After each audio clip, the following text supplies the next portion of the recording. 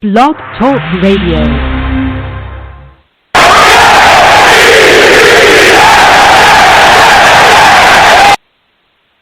Good evening, everybody, and welcome back to another episode of Let's Talk Jets Radio. This is one of your hosts, Tyson Roush, a jam-packed show for you. If you want to follow this show, we are on Instagram and Twitter at Talk Jets Radio. Check us out on YouTube, Let's Talk Jets Radio. Also, Spreaker.com, iTunes, SoundCloud, Apple Play, Google Play, and all that stuff. We're all over the place. Please subscribe. Leave us feedback. We do our best to interact with everybody. Also, Primetime myself, we launched Let's Talk Mental Health. It's a YouTube channel. Please subscribe. Check it out. The whole goal of the channel is to break the silence regarding mental health issues. So if you can subscribe or even spread the word, we would definitely appreciate it. This show is going to be a little bit different because my good friend, Long Beach Joe, as you guys all know, is a fireman, and he's actually out on a call. So I'll be trying to run this chaos by myself, which I know is going to make him very nervous. Primetime is going to join me, and we're going to do a ton of phone calls, so this should be some fun. So let me introduce Primetime real quick. What's up, dude? Listen, I am here for the people. Let me shamelessly promote our Facebook page. Everyone go on Facebook, search Let's Talk Jets Radio. Like that page. Our content's up there. Go ahead, give it a listen. Message Joe. He's going to message you right back. He loves going back and forth with folks about this football team. Also, leave him some feedback. He loves hearing what you folks think we do here on Let's Talk Jets Radio. So without further ado, Ty, let's go ahead and get into the show. I am fired up. Did I get that right? That's brilliant. So, dude, now, first of all, you come off Mr. Innocent, and then all of a sudden, I go on our YouTube channel, and I check out your latest video, which was very good, and lo and behold, in your video, like, all of a sudden, I'm getting attacked. I get attacked for holding my ground on our Let's Talk Jets Radio Twitter account, so we'll go right into this with you. The problem I have right now is, Jet fans are, for some reason, divided, and I have no idea why, because if you ask me what my state of the Jets is, I have legitimate concerns. I appreciate we're in a rebuild, but I see a lot of holes. I see a lot of concerns. I see a lot of that. And people are calling me negative. Like, you're the same old negative Jets fan. It's not always doom and gloom.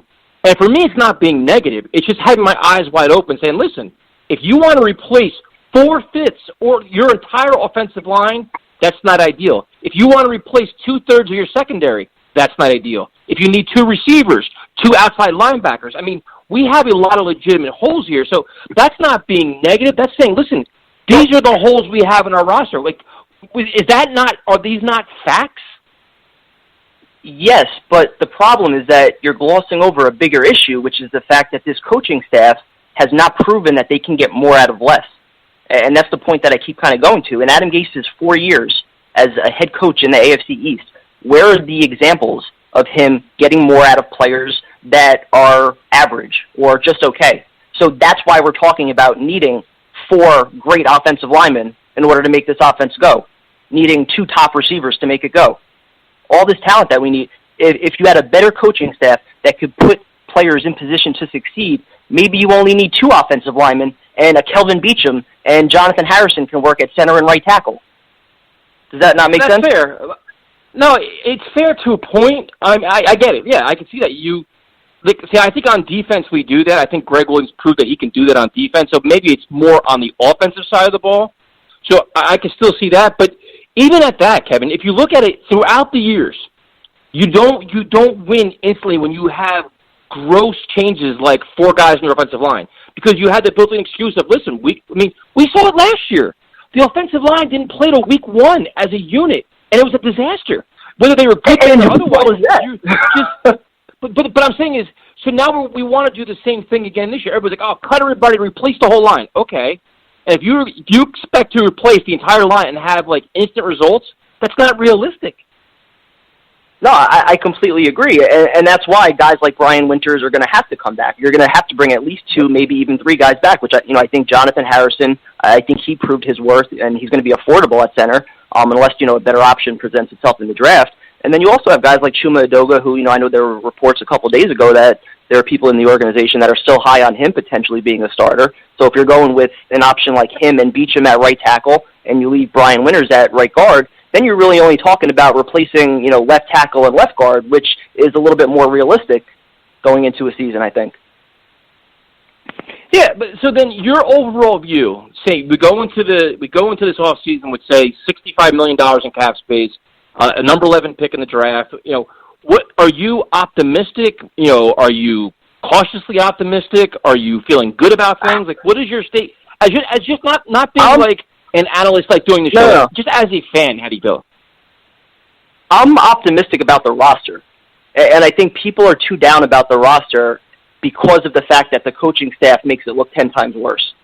The thing that you and Joe haven't been talking about in the last 5 weeks, when it's Maccagnan, which I agree, he's made so many mistakes. Right, I feel terrible for supporting him for so long.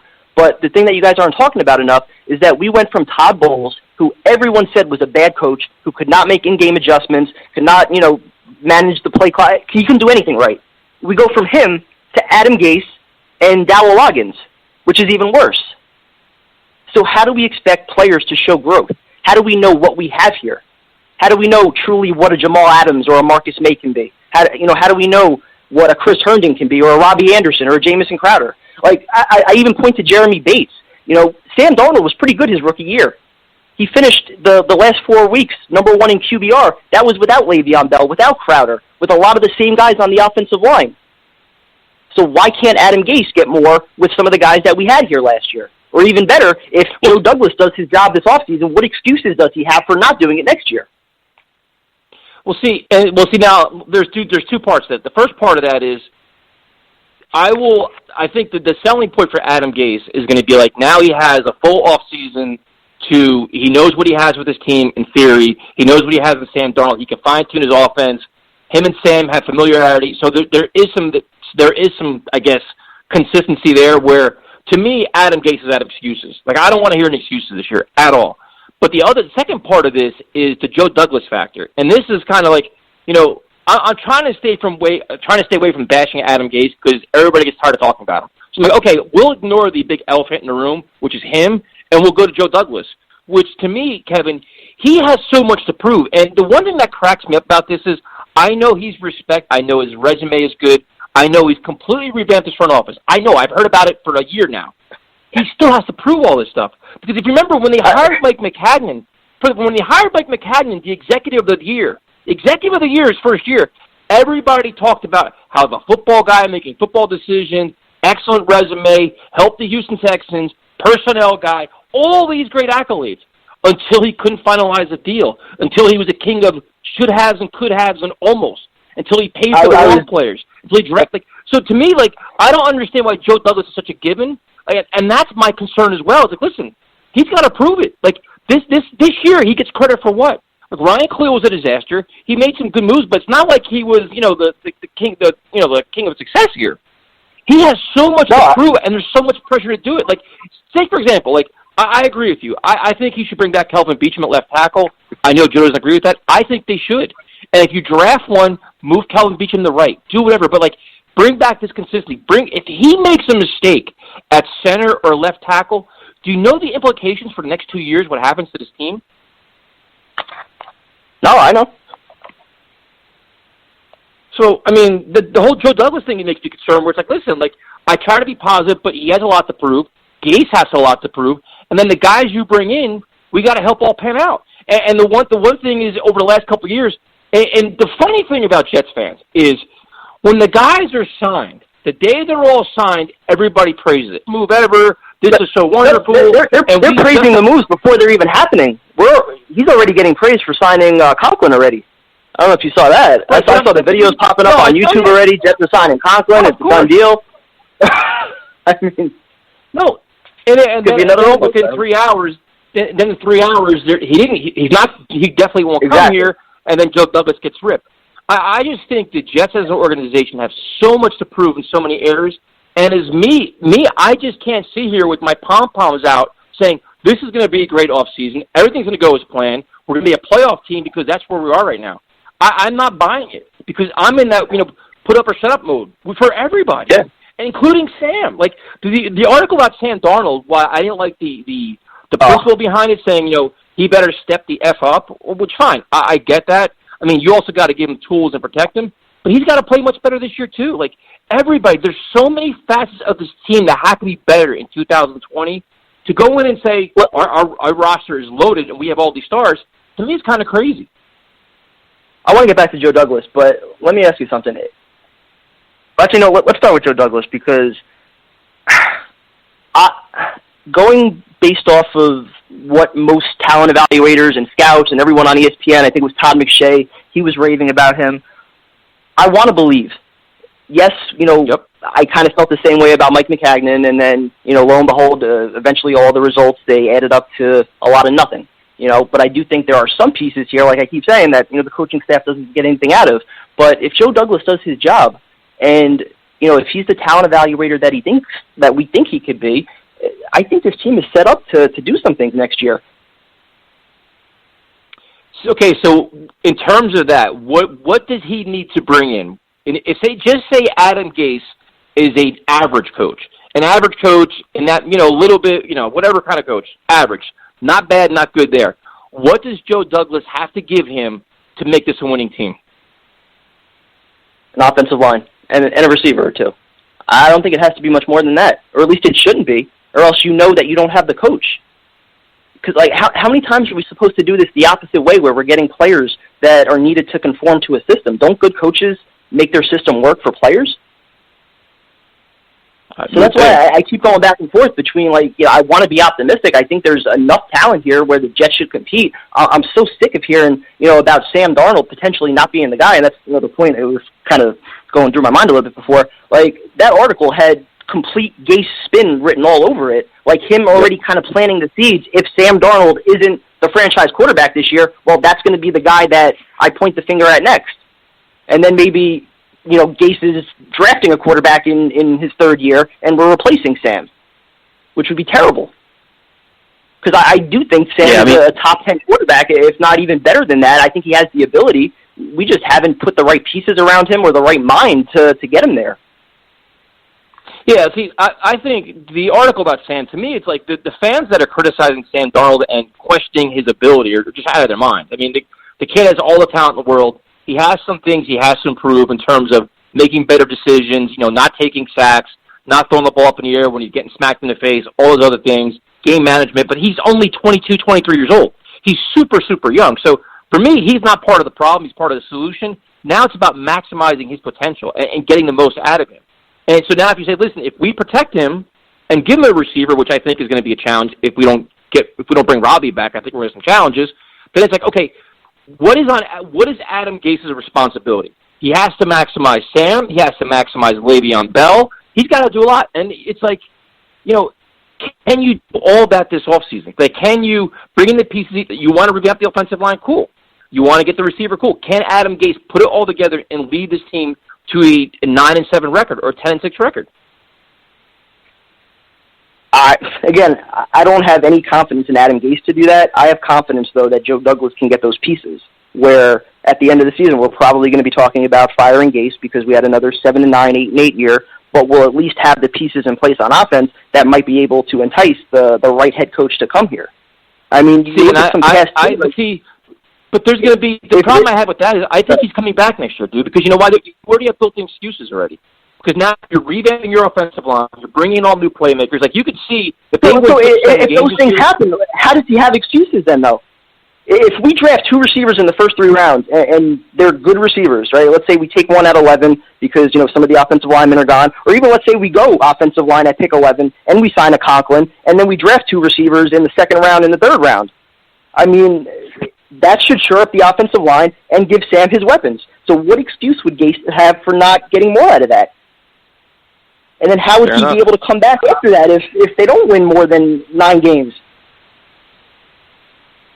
No, that's fair, dude. I agree. I'm trying hard to stay away from the bash Gase and because every time we say anything negative, I get ripped for 3 days after the show. So I'm trying to stay off of that. But it's just, to me, it's just there's so many moving parts. It's hard. No, exactly. But it's if we're not bashing Gase, then the only other thing we could bash is the roster, which to some degree is fair. I think the points about the premium positions and not having elite talent there is absolutely fair. But again, you look at winning coaches and winning programs, they don't have elite players at every single position. You know, and I put, again, a guy like Lamar Jackson, who was drafted well ahead of Sam Darnold, who had a lot of holes in his game, yet he found the right head coach and the right system, and he thrived, and he's an MVP in year 2. Pat Mahomes, MVP in year 2, with the right offensive mind. Well, it's not even that. I mean, it's not even those guys. You look at teams that had Kyle Allen or Duck Hodges or Ryan Tannehill, Rudolph, or all these other. That's if you want to start criticizing things. I mean, we went over that all last year. Like, how are we? You know, we had more. Like, Todd Bowles did more with less, which is kind of crazy when you think about it. But then people are saying, well, listen, the Jets won six of their last 8 games. I'm like, look at who they beat, man. Like, you look at some of the teams they beat and the situations they did. Like, you barely beat a Buffalo Bills team with second stringers in there, and you're sitting there pounding your chest happy about it. And this year you'll get a strong dose of reality because not only are you revamping your roster, you're playing much better teams.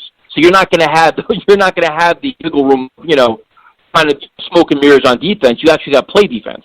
So it's going to be interesting. But the other question I have for you is a lot of these guys that everybody wanted are starting to get franchise tags. Slowly but surely, the names we've talked about for the last 2 months are all getting tagged. Things are happening. And Robbie Anderson is a person the Jets are supposedly want to bring back. He could be, you know, not number one, probably make 3 or 4 in terms of the pecking order of, you know, wide receivers that are available.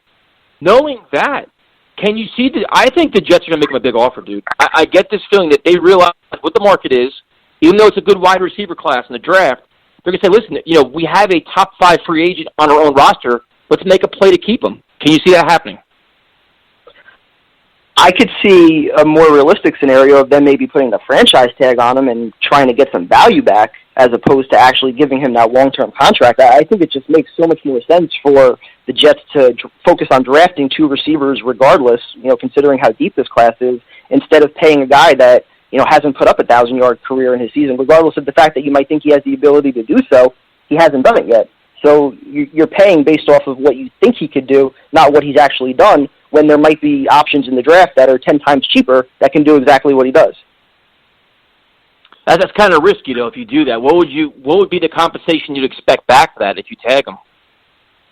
Honestly, I wouldn't even care. Give me, you know, a 4th-round pick, 5th-round pick, whatever. Get something back. Yeah, then you could have got that at the trade deadline last year. Well, I don't want to open that can of worms, but yeah. Yeah, but no, it was good for Sam Darnold's growth to have Robbie Anderson for the last 8 games of the year, right? That's what people were saying. Oh, they can justify anything, man. Like I don't. Okay, so we touched on Robbie. Obviously, it looks like more and more like Le'Veon Bell is going to come back, which will be interesting. The last piece of the big puzzle, we touched on it last week. I did a video on it as well. Is this Jamal Adams situation, which to me is becoming more and more fascinating as the days go by, where you have the one side where people are saying, listen, we got to just give him whatever he wants. He's a man of the people. You know, he's a great player on and off the field. He's like an Ed Reed, a Troy Polamalu. You know, he's got all these characteristics. Then there's the other side saying, listen, you can't pay a safety this kind of money when we have all these other needs. So where do you fall on this?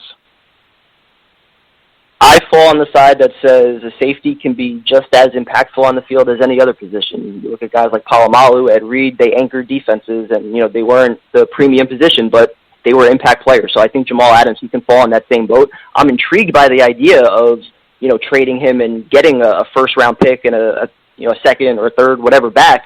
But when you're deprived of talent like we are and you need to add more talent, giving away a guy like him just doesn't really make much sense to me. You should be trying to keep your homegrown players that are leaders rather than trade them away. And I think it's fascinating. I don't know if you've been paying attention to his social media, the cryptic tweets that he's already sending out. You know, I'm playing chess, not checkers. I forget the other one that he did the other day, where, you know, or actually today, where, you know, he was calling Jet fans family. Every time I see a Jet fan, it's like family. He's just driving up that price, getting more fans to love him.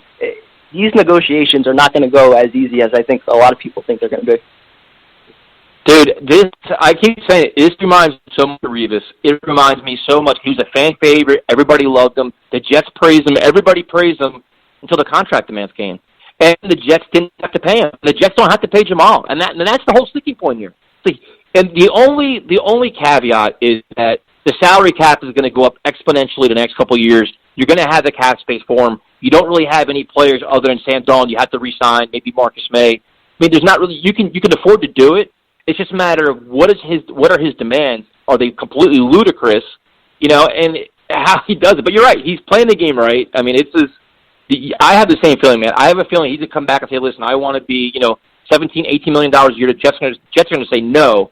And then what's plan B? Is it a holdout? Is it a social media blast? Like, how does this all work out? Is it trade demands? Like, I had the same feeling you have, man. Yeah, it's interesting. I know they don't have to pay him, and I know you were mentioning this a couple weeks ago, some of the guys like Khalil Mack that, didn't get paid until their fourth year. But would it be bad for the Jets who, don't really have that great of a reputation, I think, across the league? Would it be bad if they rewarded a player for doing the things that Jamal Adams did in his first 3 years with an early contract? Wouldn't that maybe show players around the league that, if I do my job and I perform, or if I'm a draft pick for this team and I play well, they're going to reward me with a good contract? Wouldn't that maybe set a positive precedent going forward?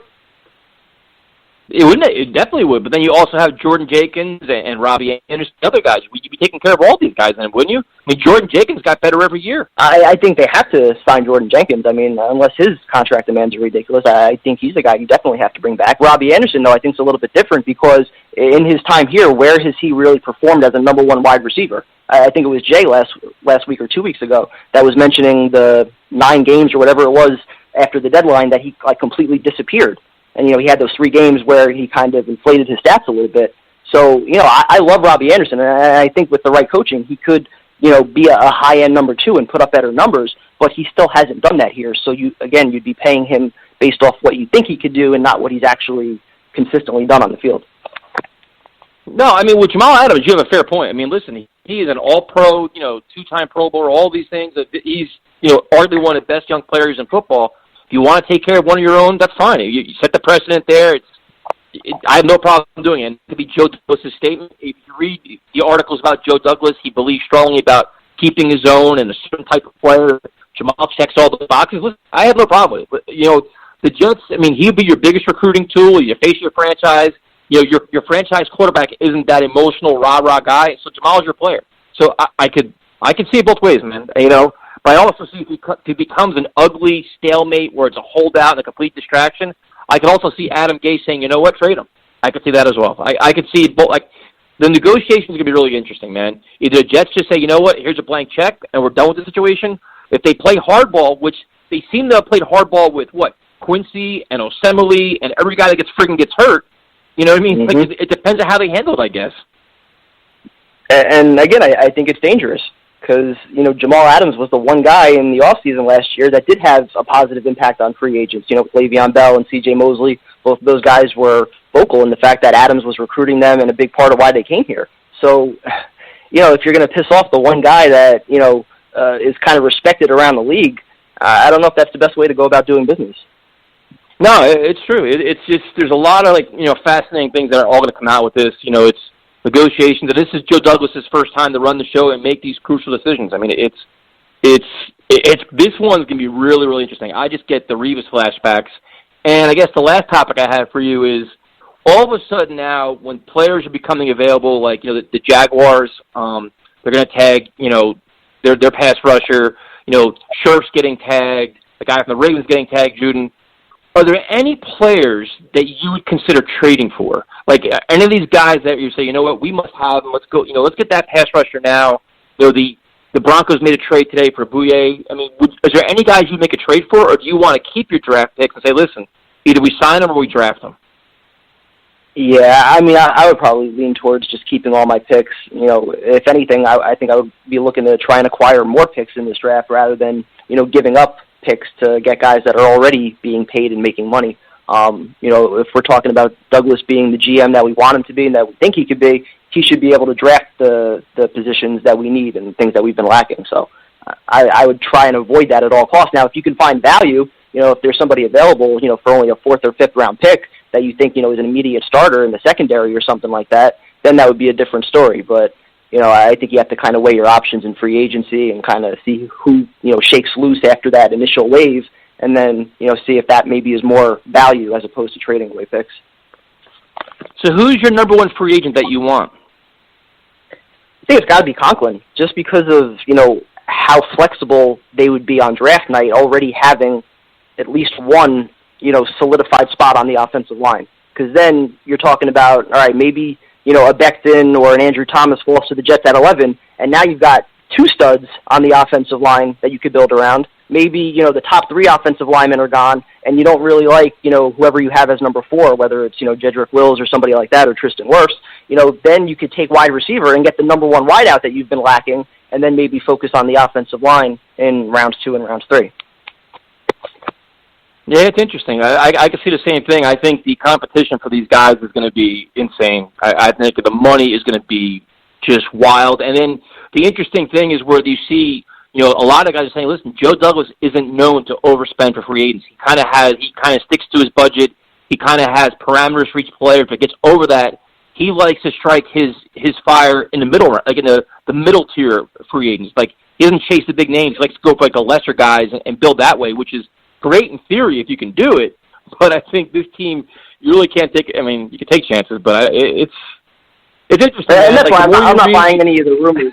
That's why I'm not buying any of the rumors out there. That any player has made up their mind about coming here or anything like that. Because I think most agents around the league recognize that the Jets have always and probably will always be able to be used for leverage. And any team really with money can be used for leverage like that. And the Jets have an obvious need on the offensive line, so agents are going to try and drive up their price, and I think that's the way it's going to be. And if Douglas isn't willing to overpay, I don't think he's going to be able to get the top guys that he needs. So I don't see any reason a player would come here otherwise. Especially when you have two teams in your own division with more cap space. I mean, that's the thing. Like, you're competing with teams that have you really got to have a strong sales pitch, because if money's not going to be the ultimate factor, what are you selling? Are you selling your quarterback? Are you selling Adam Gates as a positive? I mean, it's I don't know. It's going to be interesting. Yeah. Well, prime time. I knew I kind of threw you to the fire here because we just found out Joe couldn't make it. So I appreciate you coming on and stirring the pot with me, and thank you for mentioning me in your video too, man. Because I got more heat on my Twitter account. Anytime, man. Good luck with the beard too. It's coming out well. Dude, that is the hardest thing to friggin' do. Like, your beard is all like, you're like, this is why you're primetime, man. You get the nice defined lines, the pretty beard. Time to learn. It is. You got to get the right trimmers. You got to practice. You got to do it over and over, and eventually, you learn to get the angles right and the length right. It's brutal, man. It's a science, really. It's an art. I'm going to hire you, man. I'm terrible at it. This is a complete pain in the ass. All right, I'll give you a number for my agent later. I charge less than Joe. Yeah, you're gonna charge like, yeah, exactly. All right, we're gonna go to Tyrone. Tyrone, what's up, man? What's going on, fellas? Man, not like prime time to make your day start off good. That's what I'm talking about, baby. Yeah. Show coming off here. Fire already. Yeah, I was kind of scrambling. I'm like, all right, I had something planned for Joe. I was gonna give Joe like this test, and then he's like, listen, man, I'm stuck on a call. I'm like, so now I'm kind of scrambling a little bit. But Tyrone, my first question for you is a lot of guys are getting tagged now, which really can't be a surprise. Is there anybody you truly consider trading for? I don't know, Tyson. I mean, to me, right now, I'm looking at it like this. Like, I'm just looking at what we need and what we need to grab. And I'm feeling like there's nobody I really, like your man from Jacksonville. I would love to get him. They're probably gonna want a first rounder for him, second rounder for him, and they're gonna probably want a bag. He want a bag of money as well.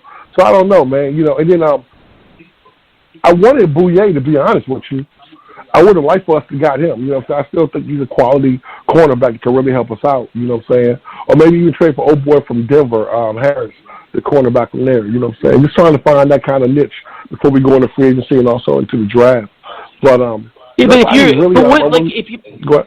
But if you just say you want to go for a pass rusher, I mean, what are you willing to give up when we don't have a lot to begin with? That's a scary part. See, those kind of guys, they got Bouye for a fourth-round pick. You get Harrison for a fourth-round, fifth-round pick. I'll take that because I don't think we're going to draft a cornerback that can come in and play at the level that these guys can play at. The pass rusher, man, I'd definitely give him a second for your man from Jacksonville. I definitely would. I mean, he's just, I knew when he came out, Tyson, I wanted him so bad for us, bro. Just because the talent, I knew this kid's just a beast. And there's nothing but get better. He'll make our defense flourish. But I couldn't give him a first round for him. So what are you giving up for him? I give him a second round, which ain't gonna be enough. You know what I'm saying? Nope. But I'm just, exactly. You can't give him a first round because we need so much. So, I mean, Tyson, I'm gonna be honest with you, and I've been saying this on the last few shows. I'm so a pass rusher right now. That's not even in my count right now, Tyson. You know what I'm saying? That's because we need so much other stuff. And Primetime said something about Conklin, right? And I probably will get cussed out because I'm about to put almost a half a Steve move here, dog. Listen, I don't want Conklin now. You know what I'm saying? I don't want Conklin. Why don't you want him? Because, man, you know what I'm saying? I don't want to give him $17 million a year for a right tackle and trying to force him to go on the left side. I'd rather. What do you think? But dude, Tyler, what do you think the market's going to be for these guys? Your offensive lineman, any free agent is going to be at a premium. You got to pay for them. No matter who does it, they're all going to get crazy money. But see, listen, I'd rather go with Glasgow. I'd rather go with Connor Glover. I'd rather go with these guys right here. Bring back Beecham and draft the guy as well. If we draft the guy, then we Beecham to the other side. You got Chuma Doga as you know what I'm saying, as the backup, and then fill a whole roster like that. Because Tyson, fixing the offensive line is definitely the main thing. But we, you know what I'm saying, like my whole point of this, I don't want to bring back Winters. I'm sorry, I don't care what nobody says. Winters has sucked the last 3 years solidly, consistently. He's got bull rush. I don't care if he's playing with injuries or not. He is a liability on the line. He's not somebody that we need to bring back. We need to move forward. So going with a guy like Glasgow, going with a guy like Connor, those kind of guys we can get for a fair price, maybe even, you know what I'm saying? And what's my man name from Kansas City? He's played for the Eagles. What's his name? What's his name? Not Peters. Not Peters, the other one. What's his name? He played with the Kansas City. You know what I'm saying? One time with Kansas City. Played guard. What's his name? Wisniewski? No, yeah, Wisniewski, yes. Bring somebody like Wisniewski in for depth. Lord, you know what I'm saying? Another guy you can bring in for depth. Can we bring in young guys, man? Can we start bringing in young guys? But Tyson, this is the point of the draft. You draft the young guys to replace the old guys. You bring these guys in, now Glasgow or Connor, I'll bring them on a 2 to 3 year deal. I definitely do that. But you also draft young guys so we can get ready to bring in and guys fight for positions. You know what I'm saying? I mean, it's crazy because we need so much. But if you give Sam a good offensive line, which he should have had already, and you give Le'Veon Bell a chance to be able to run behind holes that's there without ducking and dodging people in the backfield, you know what I'm saying? We got a chance to definitely, to be a productive team. So then, what? No, listen. What you're saying makes a lot of sense. If you read about the article about Douglas, where he doesn't want to pay for free agents, more about middle tier guys. If your plan for the offensive line would work, if that plan does work, do you then take that money and roll it into Robbie Anderson, or where do you that extra money? Where does that go to then? I mean, it is definitely going back, bringing Double J, bringing Poole back, bringing Robbie back as well, and also trying to pick up a cornerback in free agency because we need a cornerback. Trying to pick up, some depth, sign some guys like Melvin Hewitt, sign these guys back that we need that were really productive, but upgrade some spots as well. You know what I'm saying? Like, you don't want to go into the draft half in the draft for need. But I was looking at something today. So we had what? We had 1 first, 1 second, 2 thirds, a 4th, a 5th, and 2 6th-round picks, right? So out of all of those picks, Tyson's 1, 2, 3, 4, 5 of those guys have to impact. Really, 4 of those guys have to play this year.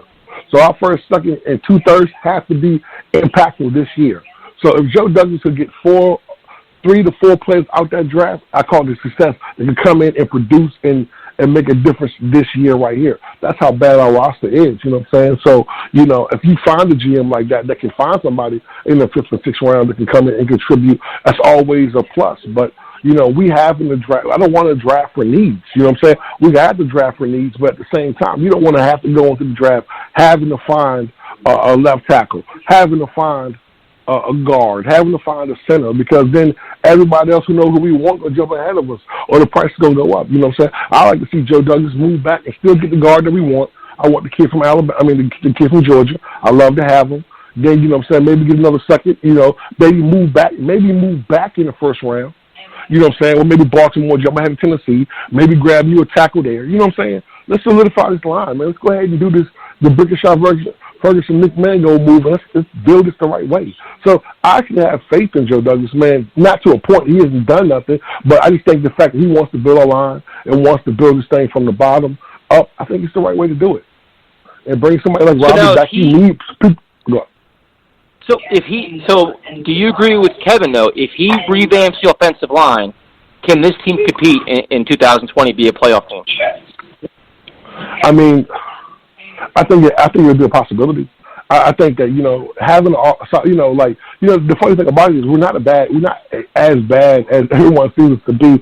And if you look at certain things, Tyson, Sam's only going to improve, man. Cause, Sam has looked amazing without an offensive line at times. You know what I'm saying? Sam has each year he's progressed, and the biggest part everyone's talking about was Sam regressed this year. The kid missed 6 games, bro. He missed 6 games where he could, in 4 of those games that he 4 of those games he missed, he couldn't do any physical activity. Then came back in and had a couple good games. Imagine if he had a whole season of that, bro. So I think Sam is going to improve with a great offensive line and a stronger running game, and maybe 1 or 2 more targets for him. You understand? We're getting Herndon back. We got the other tight end we're getting back next year. If you bring Robbie back and you draft a good wide receiver that can move the chains or stretch the field, you give him an opportunity. Then you bring in a change of pace back, and you have Le'Veon that can move the ball. I mean, because every time we play, we have one of the toughest schedules we've had in years.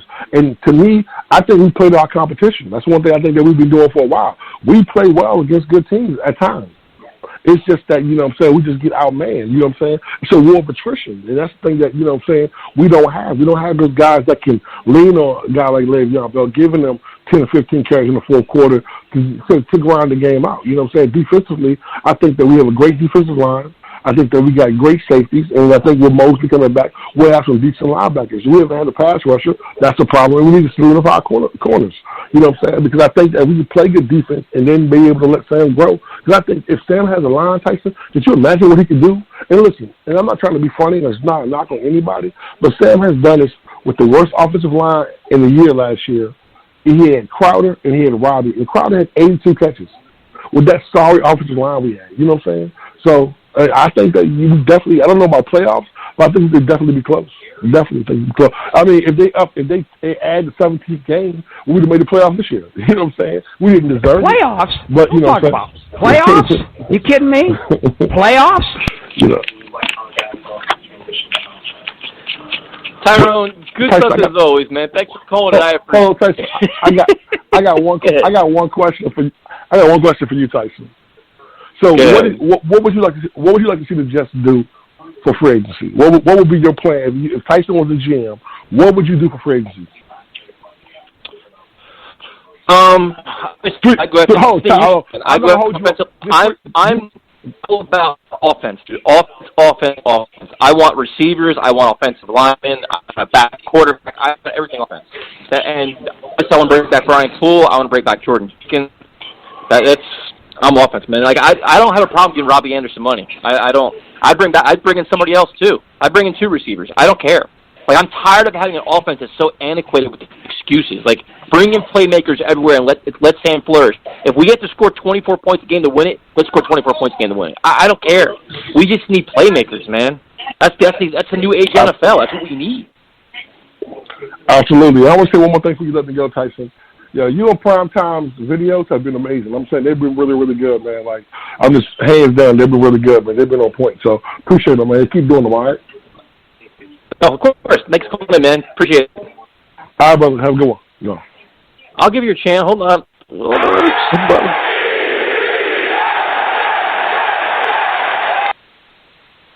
All right, as you guys can hear, Long Beach Joe is not with us tonight. He's out on a call. He's a fireman out in California, so it's just me.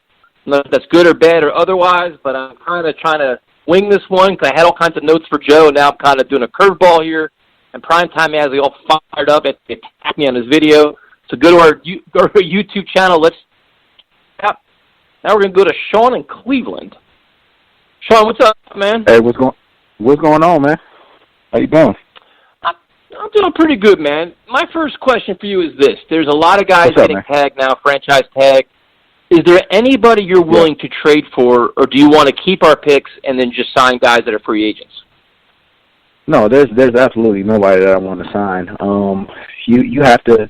The Jets have to get back to really just drafting well, and I think Joe Douglas is the guy who's going to be able to get it done. I just look at his pedigree, the organizations that he's came from. you have to find guys in the draft to be able to fill certain holes on your team. Throwing money at these free agents because you're going to be in the same hole. And on top of that, you have to look at how these players look at the Jets. They look at the Jets just like a paycheck. You know, they look at it as like I can just come in here and get $15 million a year and just shut it down. And I hate it. You know, you just got to draft and develop the talent that's on your team. That's well said, and that's something that, you know, kind of Tremaine Johnson kind of did it. Where you see it now where, you know, it's kind of like the Jets have kind of been a laughing stock where it's like, all right, we're going to use them as leverage to get a better contract and then go elsewhere. Right. And it's unfortunate. And then you got to hope guys like Sam Darnold and Jamal Adams can help recruit, but your best recruiting tool is winning, and the Jets haven't won in years. Definitely. I kind of want to touch on the Jamal Adams thing, man, the Jamal Adams situation. I hear you guys, you know, I'm on the YouTube, and I hear you guys chatting about it, and you guys kind of go back and forth on it. But my whole thing is, people kind of talk about Jamal Adams not playing a premium position. You got to just look at where the NFL is going with Jamal. First off, he's made All-Pro, you know, 2 years in a row, right? And I know he's not playing those quote-unquote premium position, but look at his unit. His unit finished top 10 last year, right?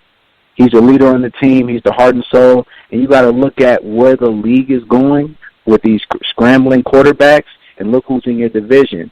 Now Tom Brady's leaving your division. Who's the number one team? You got Josh Allen. Well, you see what Josh Allen, what he does. He's a scrambler. So you got to have somebody who's going to go out there and chase him. And I think Jamal Adams is a guy you can put in the box, and you can just say, hey, look, you know, I want you to, you know, on a critical down, hey, dog, like that, where you can just sick him on people. And it'll be a shame if the Jets really screw this and try to get picks for him. And you got to sign a guy like Jamal Adams, man. You can't let him go. I give him whatever he's asking for, man. Listen, I can see that side clearly. He can play at the line of scrimmage. He's a very versatile safety. He's a leader on and off the field. Base in a franchise. I can give him a contract, no problem. Especially when you know the salary cap's going to go up in the next 2 years. The money be well spent. Right. You don't have a lot of guys you got to keep. I mean, Sam, maybe Marcus May. That's really it. Other than that, like you have the money. If you want to give to him, I have no problem. And it's crazy. Joe flipped on me. You know, he was against it, and now all of a sudden he's kind of seeing the light. Like maybe we should trade Jamal for a couple picks. It's just like, man, no, you don't give away talent. Yep, you don't do that. Yeah, no, Joe is kind of in favor. Listen, to me, it kind of depends on what you're getting back. If some team says, listen, we'll give you 2 first-round picks and a third-round pick or something like that, you almost got to kind of think about it because you look at the money saved and what you can get. But to me, I don't see that happening. I just think the Jets get a deal done. I think when they announce the contract, the contract's going to be insane, but it'll be fine. Yeah, but I look at it more so like this. When you draft a guy, you want him to do what the things that Jamal Adams has done. How do you reward a guy? Who's first team All-Pro? He's the leader of your team. He's a fan favorite. By trading him, you don't do that. You know, I look at it as this. If you want to point fingers at somebody, I think you point fingers at Adam Gase in the offense and the development of Sam Darnold. You know, I mean, listen, I was one of Sam Darnold's biggest fans, but after last year, man, I saw some things that were very, very alarming. You know, I thought he was cool, calm, and collected, and I just seen him unravel last year. A lot of that had to do with Adam Gase, and I understand that. But at the same time, it's just you got to step up, line or no line. I've seen the greats do it without the greatest of offensive line. You know, Andrew Luck was like that. He didn't have an offensive line, but you know he was winning games. You know, he's that caliber of QB where he can overcome certain things. And if Sam can't get to that level, would you pay him a max deal? Would you give him $30 million a year? But the first thing you got to give Sam a clean pocket first, man. You got to give him a chance to understand what he's seeing, be comfortable, and then have receivers he trusts around him. I mean, I think this year he has a lot to prove this year, but I think the Jets can help him a lot too, though. Oh yeah. I want to see what they do this offseason because I want him to have a chance to be able to play to the best of his abilities. But like I said, Tyson, man, I've seen some of the greats do it without offensive line, man. I've seen guys just make the guys around them better, you know. And if Sam can't do that, man, Adam Gase isn't going to help him do it. That's the only thing that I'm concerned about because he doesn't develop. So talent, what do you do? So they announced the list today. A couple of analysts announced the list today where it's the top free agent wide receivers, and they have Robbie in the top three. So if the Jets are in the market for a wide receiver, and according to experts, one of their own receivers is one of the top three available, shouldn't the Jets just make a good effort to get Robbie signed? It all depends on what he wants. I'm not giving Robbie $15 million a year. I'm not giving him. I have a hard time giving him $13 million a year. I think but what's $2 million a year though? To be not being a jerk, but listen, if we're willing to pay him 13, and he says I want 15, and the salary cap's going to keep going up, is that $2 million really worth panicking at wide receiver? I mean, is it? I mean, for a player like that, and it's not. It's not worth. He has. Good. It's not worth. It's not about the money. It's more about the production. You got to be. I mean, how many yards did he have last year? How many touchdowns? I'm not sure, but I'm pretty sure. No 1,000-yard seasons yet. Exactly. I mean, that you got to look at the production, man. Like he's not producing to that amount of money, and that's where you would set yourself back. To be honest, I would just go and draft a receiver. The receiver class is deep. To be honest, I think he's gonna. I thought Robbie was gonna be able to get 15 on the open market, but the way these receivers are looking, I don't know if any team is gonna be willing to give him $15 million. I know he's a speedster, but it's speedsters out there already. You got. I told you a couple of weeks ago, Perryman is a speedster just like him. So why would you give Robbie $15 million a year when you go to the bargain bin and get a guy for $9 to $10 million, or draft a guy? So I think we might be in a really good position to be able to sign him at a better number, and then allocate those funds somewhere else on the team, maybe the offensive line. Maybe, but I don't want him to go. I think he's definitely an asset to the team, but at a certain price, Tyson, man, I can't do it. I can't do it. I'm not the type of person that is just say $15 million here. I'd be just kind of getting down off of $1 million or $2 million here, but it's just the production just isn't there with Robbie, man. He's a speedster, but it's just not there. Yeah, it's fair. Listen, I think he's a speedster. I think he, as the season played out, he started to play better. He fought for contested balls. He did a lot of good things. But like I said, if you're going based on production, the contract's not worth it. If you're going to go based on potential and what he can do with Sam going forward as a young receiver with a lot of speed, you can pay. You're basically paying for that. And then you said, do you think Robbie's going to get better? I do. I think if you put him in a better offense with Sam having more time, I think he could be a much better player. But at the same time, how you offset that is you say, listen, if you don't want to give him $15 million a year, this wide receiver class in the draft is loaded. So if Joe Douglas says, listen, I'm going to spend the money elsewhere and draft 2 wide receivers, if he has that plan, I'm cool with it. But just have a plan. Like I don't want to go in there where we don't get the free agent guy we want, and we panic and get some 6th round draft pick and hope and pray for that. You want we need game-breaking talent, man. We need legitimate playmakers. Exactly, and we're stuck between a rock and a hard places because Robbie is the type of guy that you want on the team because he is a weapon. He's a legit weapon, but it's just his contract is coming up at the wrong time, man. But I think Joe. It's the right time for him. I think he has right time for him, wrong time for us. But I think Joe Douglas has a plan. The only thing that kind of maybe concern me a little bit. I know. He was with the Eagles organization, and I know that they were trying to get Robbie. So maybe he sees Robbie as way better than what I see him, or maybe he might give him that money. So who knows? Sean, thanks for calling in, man. Definitely appreciate it. Man, appreciate y'all, man. Have a good night. Once again, 929-477-2651. I'm flying solo, and I'm scrambling, so feel free to argue with me because I'm completely down for that. Long Beach Joe is out there in California. He's a fireman, so he's actually on a call. So we're making sure everything's cool with him. Let's see, and don't forget, Let's Talk Jets Radio on YouTube. Prime Time is putting videos out. I'm on there. Have some fun with that. And we will go to Dan in Howard Beach, who I know is going to argue with me, and I'm bringing it on. Mr. Jets cheerleader, what's up, man? Sir, let me tell you, this show is fire, dude. It is so lit. I love it from the beginning. You and Kev loved it. Great team. I wish Joe was part of it as well, but again, he has bigger fish to fry, and totally respect that. Let me tell you guys, I just enjoyed it right now. This is amazing right now because we're so close to free agency. And the cream is rising to the top. This whole entire thing with Robbie, I got to get into this with this whole entire Anderson thing. His market isn't what he's going to be thinking that it is. No joke. Even SNY just published out. They said that his market is probably going to be 8 to 10. And it's true. No, because you got 21. Dude. Wait. Tyson. Hold on. Tyson, hold on a second. Hold on 1 second. Tyson, think about this. He never cracked 1,000 yards. That's number one. He's had run-ins with the law. You think 31 other NFL teams are going to give him number one cash? No way. The Jets are... He had no issues. Teams Tyson, the Jets are going to overpay. The run-ins with the law don't mean anything. They don't mean nothing. The Jets are going to overpay to keep him, but in a good way. They're going to give him $10 million.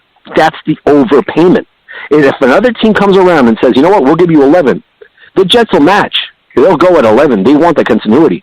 Anything over 11, fly away, sir. Get away from me. There's no way. I don't see him getting 15 mil, 16 mil, because he hasn't shown number one capability. No. Done. Bye. I'd rather give anything above 11 or 12, anything to the offensive line, which, again, that is number one priority. And you nailed it. That's why I love this show, because you guys get it. The offensive line is the priority. You go out and you overspend. You go on Conklin. You try to get Stoney, or you can trade probably a second-rounder for the Panthers' left guard. Was it Trey Turner? Go for it. The time is now. Right now, the iron is hot. This whole rebuilding starts right in the trenches.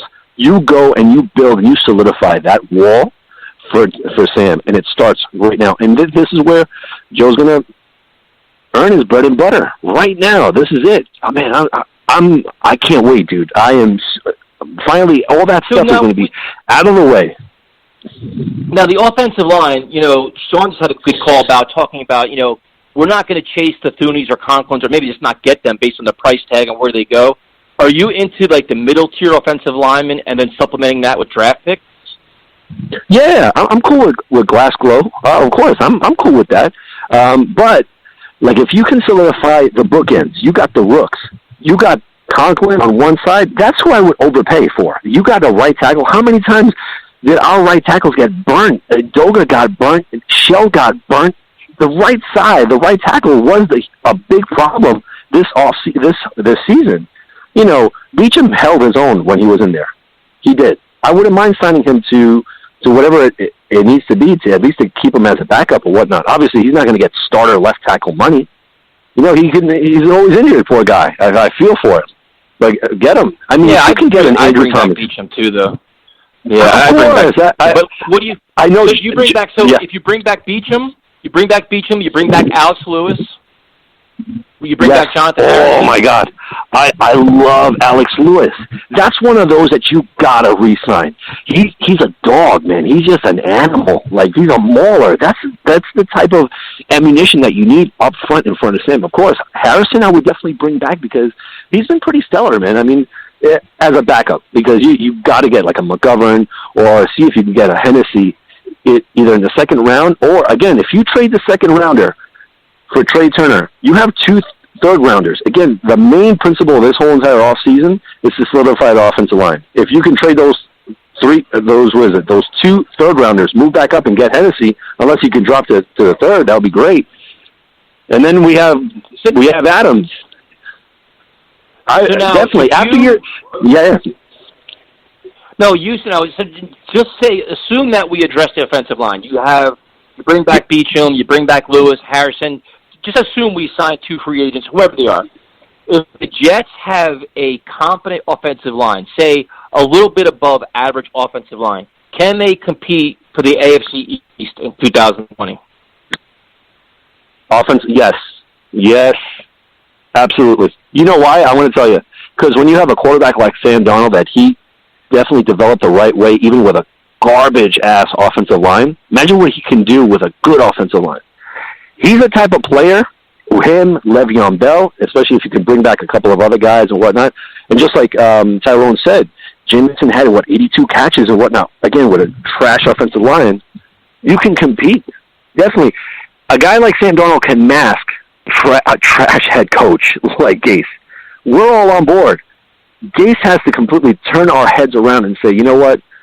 He's a good coach. But as of right now, I can't stand the guy. I can't. And nobody does. Nobody is giving him a free pass because he has to earn this right. He has everything in his favor right now. There's no denying. He has a GM that's on his side. He has a young quarterback that hopefully he doesn't get mono again. He has all the draft picks, and I'm pretty sure that when they show that war room on ESPN and whatnot, it's not just going to be Joe Douglas alone in there like it was with McCagnon.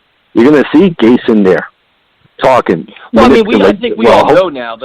Adam Gase can't play the game where, I'm not part of the draft process. We know he is now. Like, he can't play.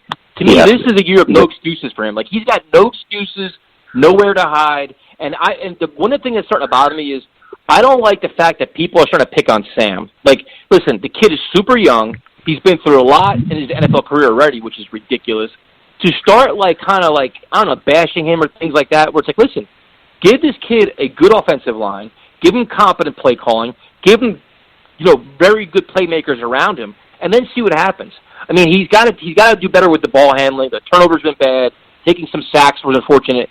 We tend to forget how young he is and how many years of experience he had coming to the Jets. He's a young quarterback that has a lot to learn and a lot of room to grow. Some of the problems that I saw from him last year were coaching issues, dude. These are things that the coordinator and the coach should be addressing. So this offseason, while Sam has to work and get better with Jordan Palmer and everything else, dude, Adam Gase has got to do a better job with him. He just has to do just a better job overall with his fundamentals, his mindset, identifying defenses, what to look for. That's on Gase, man. That's not on Sam Darnold. Without a doubt. I mean, I hear a whole bunch of fans that are just so negative with Sam, like completely with the whole turnovers. And you're 100% right. It starts with coaching, and this is a point that I brought up last year when Gase was hired, and I'm pretty sure it wasn't going to happen, but I just threw it out there. But given that it's Sam's second year, maybe Gase hopefully some way learns something with Peyton. If you're comfortable with the system, this drive or the next two drives or whatever, you call your plays, just like Peyton did. You have the opportunity to change the plays. If you have your offensive line right now, you have weapons, we solidified everything, here's the playbook. Because we all know that's the first, don't take away Gase's first drive, because that thing is gold. But after that, it's complete copper. It's garbage. He doesn't know what he's doing after that point. But hopefully he can give Sam the keys. Well, that's the thing. It's like the reason why I'm talking about this, because on our Twitter account, Sam was getting ripped. And I'm like, wait a minute. I'm like, how many times do we watch the game plan, and Sam was sitting there stuck in the pocket when he is deadly on the run? When he's moving out of the pocket, throwing a ball, he is awesome. And how many times, late in the season, he was sitting in the pocket just taking a beating? I'm like, why aren't they rolling him out? Why aren't they doing this? Why aren't they doing that? And that's not on him. So some of the mistakes he made, like the bad throws, the bad sacks, some time management was kind of weird. A lot of that falls on the coaches. Like, put him in a position to succeed. Make him thrive. Like Kevin mentioned earlier, like Lamar Jackson, they built an offense around him to make him great. Right. Now, Adam Gase has to do the same thing for Darnold. Make him great by your offense. Absolutely. Piggybacking off of that, you saw the frustration in that Baltimore game where Sam snapped a little bit. You saw that body language, meaning that, he's a quiet guy, this and that. But no, he has a short fuse too. Like, when things aren't going right, he wants to succeed here. You see him in tapes and whatnot in the offseason. He's trying to get his game leveled up, unlike a Baker Mayfield that they keep showing him doing shots here and there with friends. Thank God Baker didn't fall down. And I said it in that draft, I said the Browns are the Browns. They're going to just mess it up, and they did, thank God. And so did the Giants. But the coaching, it starts with the coaching. Yeah, it does. It really does. And then it's like, you have, Gase with his offense is great. Greg Williams on defense has been a godsend. But the thing is, this year they're going to be challenged a lot more than last year. Last year they got away with a lot because of the competition they played against, whether it was Duck Hodges, Mason Brewer. They got away. They got lucky with some certain things. Now, what do you need to see from this defense in terms of upgrading talent to stay at that high level? I mean, you got to. To me, it's like you got to bring back Poole. I bring back Jordan Jenkins, but you still need a pass rusher and you need some corners. You do. You know how you begin with that? You got a new strength and conditioning coach. You can't have these guys just dying out there and going on injured reserve. We can't have Avery Williamson on IR and C.J. Mosley as well. Those guys, if they come back, we're a top, 5 defense. We definitely, look, we cracked, the top 10 with backups, and Greg Williams did an amazing job. Imagine how much more when Mosley comes back. I mean, don't get me wrong. At cornerback, I like Bless Austin. I like him. I like Mollett. But I'm pretty sure that there's going to be other ones out there, like Cliff Harris. Cliff Harris, I think that's his name, from Denver. Yep. Right? But again, how much is it going to be? Like, I don't want to invest too much on that side of the ball just as yet until I solidify the offensive line. Once that sty is out of my eye, then I could start building on other sides of the block, man. Because as of right now, that's my prime focus. Jordan, I would love to get Jordan. That's our only pass rusher, right? That's it. Who else do we have as a pass rusher? Copeland? That's it. And they're all free agents, man. They're all see, like, but the thing is, like, and it's interesting because if you find a way to get the second tier offensive linemen and you buy into them, say you don't go for the Thuney and the Conklin, you can then associate that money to a pass rusher if you want to get one, because in theory that was the missing piece of the defense last year. Give and take, without a doubt. If you can't get those top tier offensive linemen, then you have to allocate that money towards the pass rusher. Or, you know what, before I even go to the pass rusher, get that money to Adams. You know what, we tried to get a solidified offensive line. Now, you know what, that failed. Now, let's get this thing out of the way now, but before he starts becoming a distraction, because we don't find a guy like Adams too often.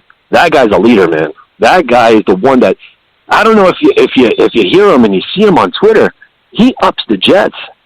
I love the fans. Yeah, but dude, he's playing the game, dude. Come on, man. We know what he's doing. He loves being a Jet, but you know what he wants?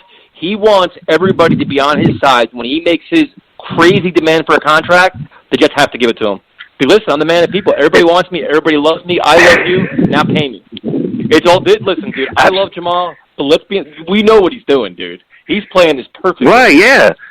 But let's see how much more amplified that'll be once he gets that money. Free agents are going to swarm in here just to play with him on that side of the ball. I don't know, man. Look, we got, less than 2 weeks to go before free agency. This is going to be fun, man. Yo, I love talking to you, man. This has been a very progressive chat with you, my man. Yeah, but see, we can be friends. You see? And listen, that beard is awesome. I got my beard argan oil, dude.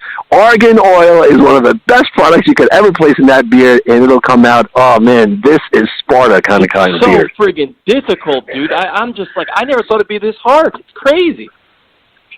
Dude, just buy yourself an axe, and it'll all be worth it. Everything will fall in place. I'll go hand in hand. The pointers. Without a doubt, man. Without a doubt. Have a great night, man. You're doing a great job. You too, man. Thanks. Right. All right. Our good friend Dan, like I said, I'm winging this one by myself tonight, so this is kind of impromptu. Probably, I don't know what we're talking about. We're just talking some football. 929-477-2651. We're on all kinds of social media. Let's Talk Jets Radio, especially YouTube. Our videos are on there. And if you want to hear this show on iTunes, Spreaker, Apple Play, Google Play, all that stuff. We will go to Mr. NYSF Magazine. Haven't talked to him in a little bit. What's up, Jay?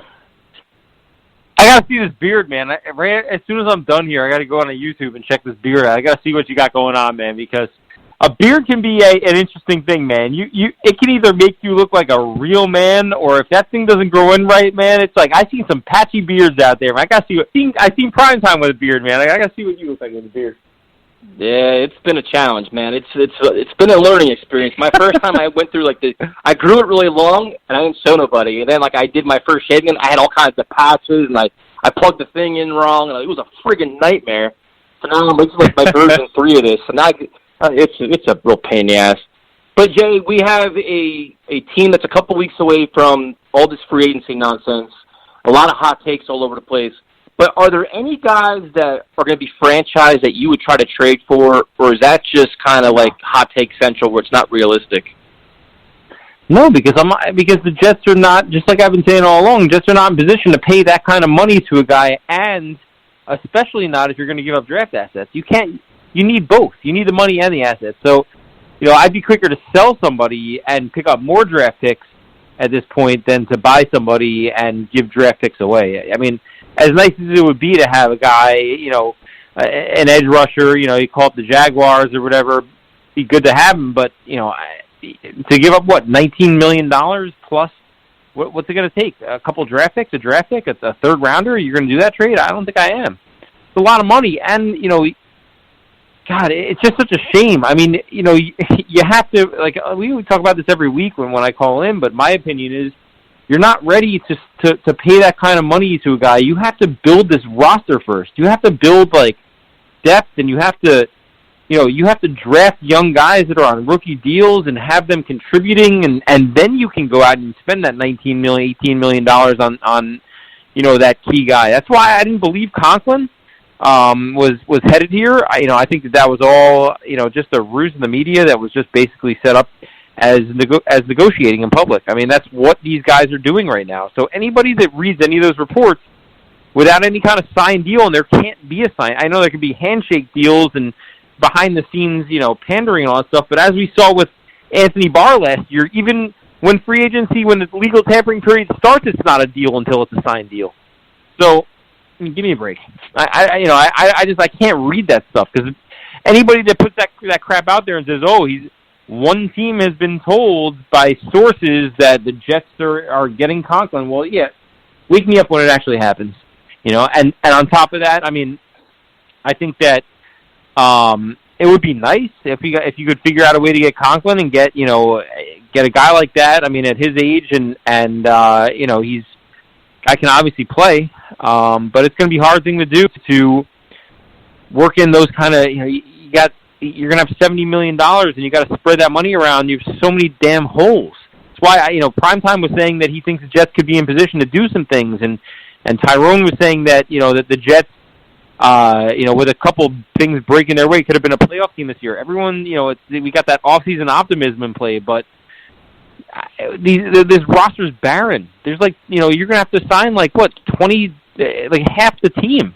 Well, see, I think, I think people are saying is, they're saying if you invest in the offensive line, it's more faith in Sam of making the offense better than anything else. Like, you figure the defense can hold their own, give Sam an offensive line, and then let him flourish and find a ways to win games. That's kind of what their hope is, I think. Yeah, but Ty, this is going to be a completely, think about how long it's going to take, especially with the way the preseason is nowadays. With the roster turnover that this team has, they're going to have, 20-plus new players on the 53-man roster. That's ridiculous. And you're going to have to go into this season, most of these guys never having played a game together. It's going to take a while to gel. They got a tough schedule in play, and they have Adam Gase. It's I just don't see the optimism. I can't see this team doing any damage this year. I can't see this team doing anything this year. I just think that even in the best case scenario that Joe Douglas knocks this offseason out of the park, still a 6-win team. I just don't see it.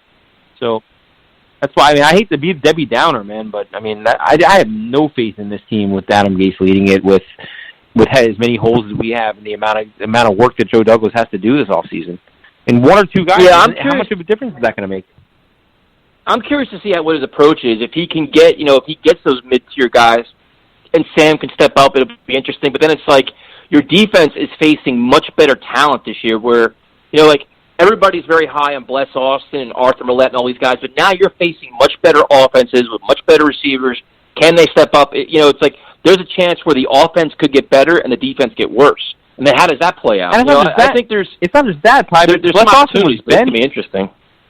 Yeah, he was. Bless Austin was benched at one point, and also, it's foolish to rely on. With as many surgeries and issues as he's had with his health, to come in the next season and just pencil Bless Austin in there. As much as I like the way he played, I would feel a lot more comfortable having him as a depth guy and let him earn those reps and all that stuff, and prove that he can do it. Because you can't come into next offseason penciling Bless Austin in as a starter right off the bat and just say, let's just hope for the best. That seems like a crazy plan.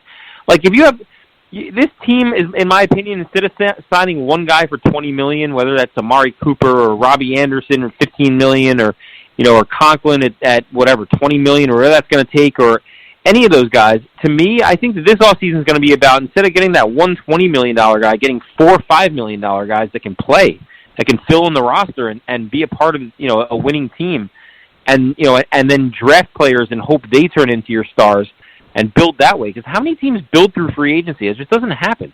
I mean, free agency is a great tool for a team that it never works, and it's a great tool for a team that needs one or two pieces to put them over the top, right? Like when Deion Sanders would be a free agent like every year, and teams would add him because it would be the missing piece or something like that.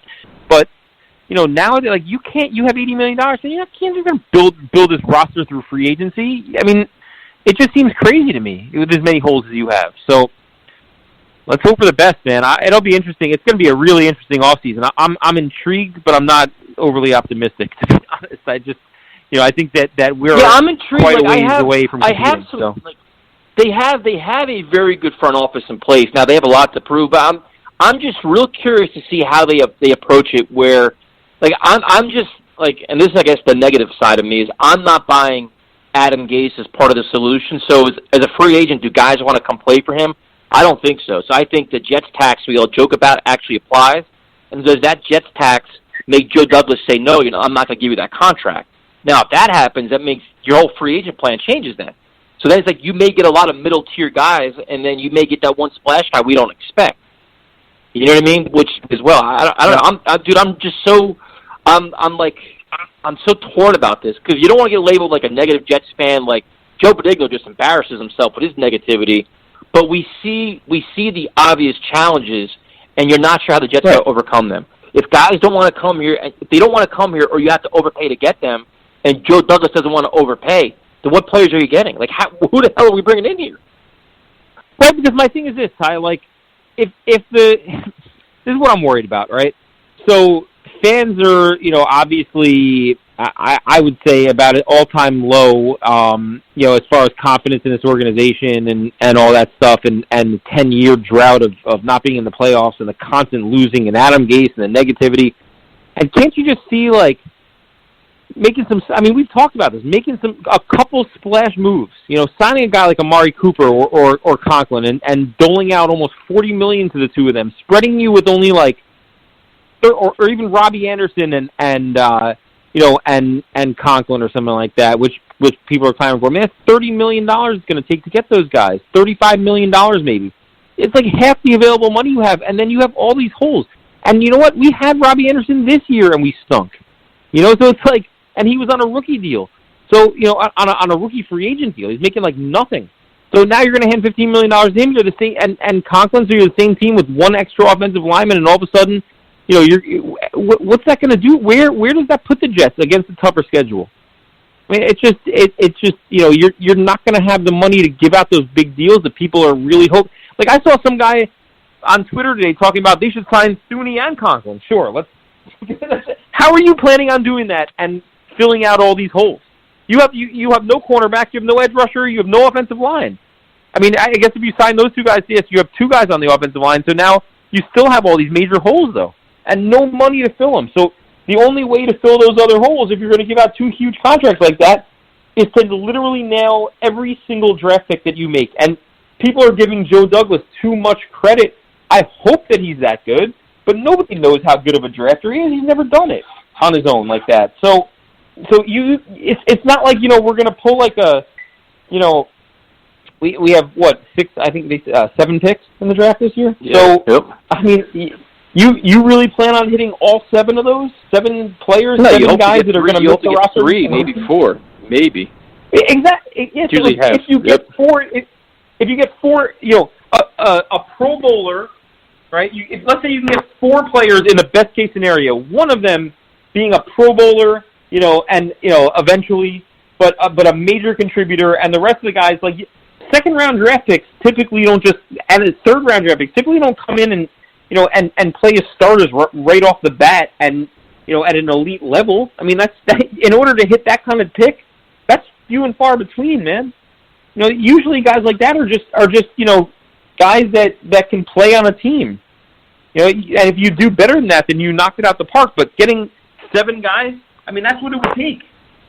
So you'd have to hit every single pick. I mean, you just gotta hope that he gets a lot of free agent value guys, like a Neville Hewitt and a Burgess, and he finds all these guys that contribute, and then over time his drafts can start supplementing it instead of being like your overall major.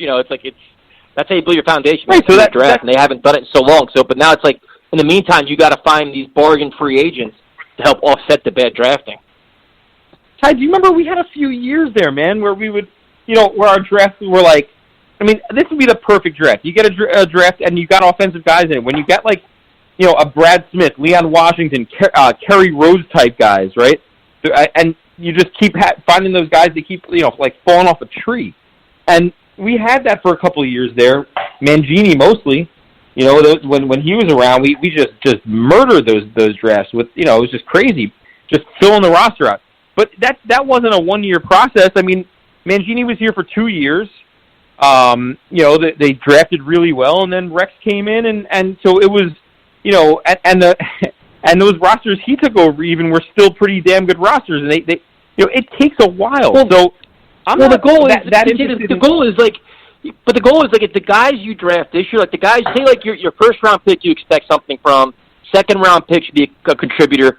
The third and fourth round guys can be something this year, but next year they start emerging. Like your draft this year should help you like 2 years from now. That's when these guys should really make an impact. Where they're That's exactly what I was going to say. So as you draft, you see like, okay, 2 to 3 years from now, this draft class is going to help us a lot. If that draft class bombs, which they have been for the last 3 years, that's where we're at now. That's the challenge. So you can't get that immediate bang for your buck. It's kind of it's a legitimate process, and that's where. Right. And a team like that can't really, in my opinion, afford to go ahead and spend $20 million a year on any free agent that has that many holes, because by the time that free agent's deal, by the time that free agent 3 years down the line, when the team could maybe be good, that you're almost looking at getting rid of that guy. It's like, I don't know, man. It's so hard because as a fan, of course, you want your team to go out and sign all the best players, right? These guys are out there, and you have a need at that position. And you're like, you know what? You have 80. It seems like it's the right thing to do, but in my opinion, man, this team just is not in any way close to ready to compete to go ahead and sign those guys. So my thing is, I would just rather, I'd rather they stay focused on filling holes, filling out this roster with competitive players, with NFL level players, not these clowns that we've been seeing on this roster every single year. Put a decent roster together that doesn't have I mean, you just look around at a roster, it was just barren. It's so Jay, look at that offensive line. It's unacceptable. I got a draft question for you before I let you go. Yeah. Would you rather have, at number 11, with no trading up or no trading back, you got to stay at 11, would you rather have the fourth best offensive tackle or the best receiver in the draft? I mean, so I guess that depends how free agency goes, right? I mean, if you get a couple offensive linemen in free agency, then I'm a big fan of taking as many offensive line as you can. I don't think you can go wrong with, it's like pitchers as far as I'm concerned, the offensive line. It's like you fill that offensive line out and you can't have enough of them. Guys get hurt, you can replace them with another guy. And, that's, you can't do anything. You can't run the ball, you can't pass the ball without an offensive line. So getting a wide receiver, as intriguing as that is, and I want offense, if you can get a couple free agent offensive linemen and you think that you can wait until the second round to draft offensive line, yeah, I wouldn't mind going wide receiver in the first round, getting like a Judy or any of those guys, the CeeDee Lamb or something like that. I mean, that'd be amazing. But we haven't had a playmaker like that in forever, and every time we draft a wide receiver in the first round. So just say you get you don't get Thuney, you don't get Conklin, but you get you have consistent offensive line. You have just a decent offensive line. But you didn't bring back Robbie, so your wide receiver position is still kind of in flux. Are you going to go wide receiver or offensive line? How are you going to handle it? So you're saying who like you're talking about Thomas or somebody's available like that at 11 and I wouldn't be able to pass on them. One. I'd go offensive line. I think. Honestly. Pretty crazy, isn't it? We've been begging for playmakers. Now we're all going to go offensive line. Well, you know what the cool thing is? I mean, every time it's amazing. The Jets have this weird thing where like it doesn't matter, like the GMs change and the scouts change and everything like that. But for some reason, the Jets always do well drafting certain positions and don't do well drafting others. And you ever find that? It's like, dude, when the Jets have drafted wide receivers, but when the Jets have drafted wide receivers towards the top of the draft, I mean, taking a guy like Stephen Hill out of when they drafted in the first round, so they got Santana Moss and Keyshawn. You got to call both those pretty damn good hits. And and then the second, guys like they got Lavernius Coles in the draft, and they usually do pretty well. Now, recently, not so well, obviously, when you get you had like a Stephen Hill and the clowns that we drafted. What's his name? Your boy he's on the Cowboys now, Devin Smith. Obviously not so good, but dude, every time we draft like a linebacker, they stink. We should never draft a linebacker in the top of the draft ever again, as far as I'm concerned, ever. But we draft our offensive linemen usually typically turn out pretty good, so I have confidence in drafting offensive line because when we take offensive line towards the top, and we have the Brick or a Mangold or guys like that. Let's go back to that strategy, and that took a few years, right? They took those guys, Brick and Mangold, back to back in the first round that year, and then they built from there, right? So then they plugged in, the rest of that through drafting and free agency. I mean, you brought in Thomas Jones, you brought in, obviously later LaDainian Tomlinson and guys like that. I mean, then you can do certain things in free agency and plug those. But it always starts with the offensive line. So I don't think you can go wrong with offensive line in that spot. I would probably go with the number 4 offensive lineman. But I would love a wide receiver as well. I wouldn't hate the move. I would not. Don't start changing your stuff, man. You said offensive line. No, I'm not waffling. That's my final answer. Offensive line. I'm just saying I wouldn't hate the wide receiver. It wouldn't be like I'd be flipping out on Twitter about it. And last but not least, Get Out Information, NYSF Magazine. Yeah, we got me and Primetime are working on the new issue. We got some baseball on the cover this month. Obviously, baseball's back, and some fun stuff going on in there. We got some good Jets articles. We're Primetime's putting together his off-season plan and all that good stuff, man. I'm a little tired. I've been on my workout thing. You've been motivating me with your workout pictures and run videos and pictures. Morning runs. So I've been joining you in that. I've been doing 8 miles a day. So I've been I'm like training for a tricep here, man. Yeah, that's awesome.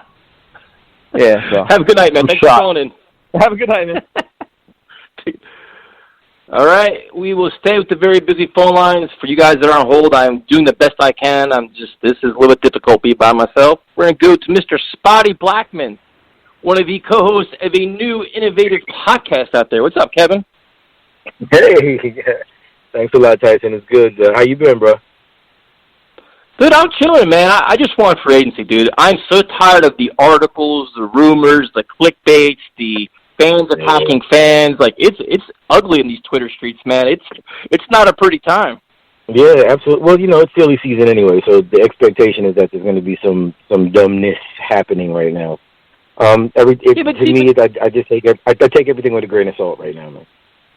But see, the one interesting thing is I spent far too much time arguing with people over the last 2 days about the mindset of a Jets fan. And I understand there is the same old Jets fan that's just negative, that can go back and recite every bad happening in the history of the Jets. But to me, there's also realistic Jets fans, and then there's ones that are just drinking so much Kool-Aid that they think Adam Gase is Bill Belichick. Now, to me, it's like if you look at the state of the Jets, what is your honest assessment of where we're at in terms of a roster? I think we have a roster in flux. And I only say that because we have components on this roster that we really don't know what it is that we have. To be honest with you, I mean, think about it. C.J. Mosley, we paid him all that money. We really don't know what it is that he's going to bring to the game because he got hurt.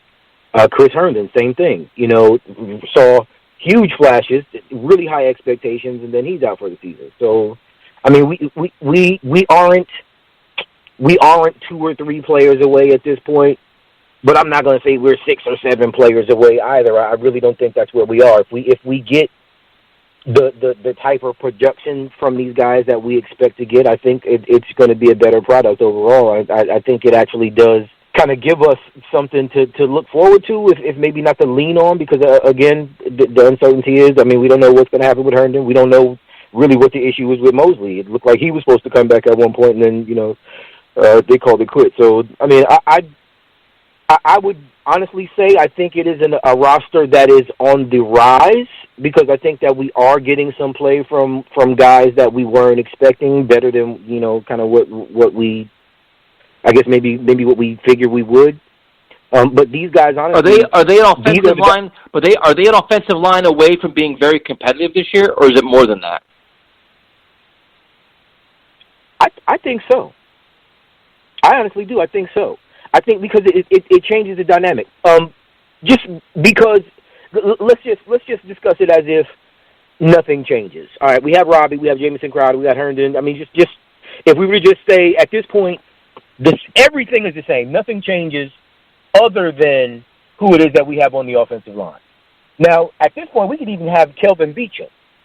But if we have a stronger interior, if we have a stronger right tackle, I honestly think that I think we win 2 or 3 more games. I think we're more competitive in the games, you know, that we, you know, maybe, you know, got really kind of punished in, a lot more competitive.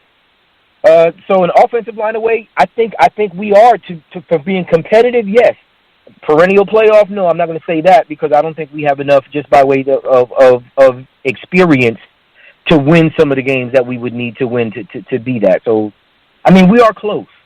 But to me, it's a 2-year thing. My expectation is we do win 7-8 games next season. But I think because we have a schedule, it's going to be a little more daunting than what we faced. But I think that we're going to be better. I just don't know if we're going to be good enough to get over the hump. And obviously, Adam Gase. So you have faith in Gase restocking this offense and making this offense better this year than it was last year. You have faith in him improving. No, I didn't say that. I said the roster. Yeah, I tried, man. I wouldn't trust Gase at all. And I'll be honest with you, I think that's the only reason why I'm saying we're going to win 8 games, because I think the talent that we have, and my expectation is that Joe Douglas is going to build smart. I also hope that Joe Douglas doesn't build with the mind, Tyson, to maybe try to protect Adam Gase either. I want him to really look at the roster, self-evaluate, and be smart about who it is that we bring in and who it is that we draft. You know, again, talking about silly season,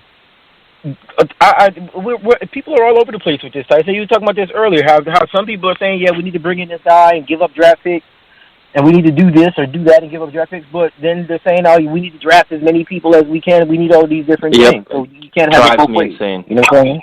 It drives me insane, dude. Like, it's everybody's like, we got to build through the draft. We got to build through the draft. But before we build through the draft, let's trade these guys for a pass rusher. It's like, wait a minute. Like, you can't do both. Like, we're not one player away. We're not even close. What we are, though, right now, if we're smart, I think we actually can make some noise, especially if they start changing up the playoff system and all of that, like that, what they're talking about. I think we actually can make some noise. But I also think that we put ourselves in a position to be really, I mean, if we can kind of make some key moves, it puts us in the AFC East lead. You know what I'm saying? I mean, we take over the division if we can be smart about what it is that we do. I think defensively, I think we can do that. Offensively, if we build the offensive line, I think that gives us a shot. You know what? There's so many different things right now. I mean, what we do with the offense. What we do with the receivers. What we do with Jamal Adams. I mean, all of those things, that they're all part of the main, big picture. I'm thinking if we bring in 4 guys, in key spots, I think that's a pretty, productive offseason for us in free agency. And I think if we're smart and we move around, and I'm hoping that Joe Douglas is thinking along these lines, I think we move around, we add maybe some late round picks and we take some flyers, and maybe we do end up drafting, 2 cornerbacks late, or maybe take a flyer on an edge rusher, and maybe we do decide to draft 2 wide receivers in the 3rd and 4th round. Who knows? I'm hoping that. So where do you stand with the whole Jamal Adams thing? Do you have a scenario where there's an offer you couldn't refuse in terms of a trade? 2 firsts, and some additional, some late round picks. Obviously, a sweetener.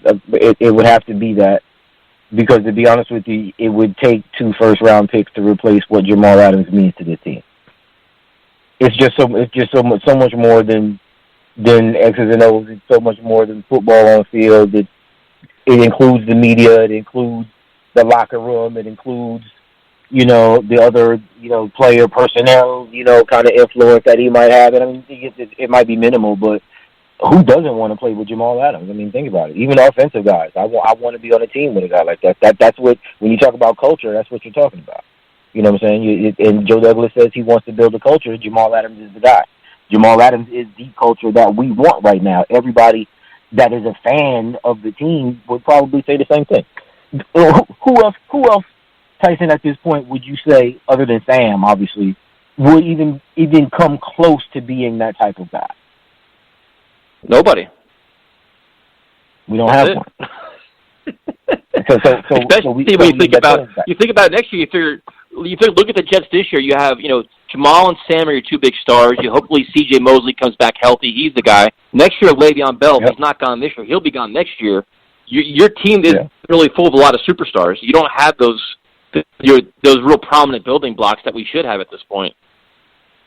And those are the prominent building blocks. Those are going to be the draft picks.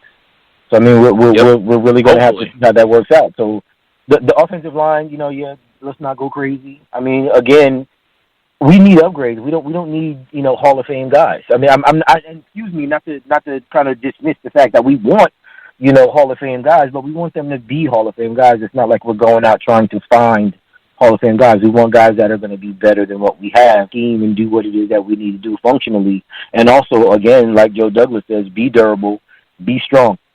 If we can get 5, average to above average guys, that makes us, an above average offense, because we've got above average pieces. We've got Le'Veon Bell. We've got Sam Darnold. Both of those guys are above average. I say we have Robbie. Robbie, to me, is above average.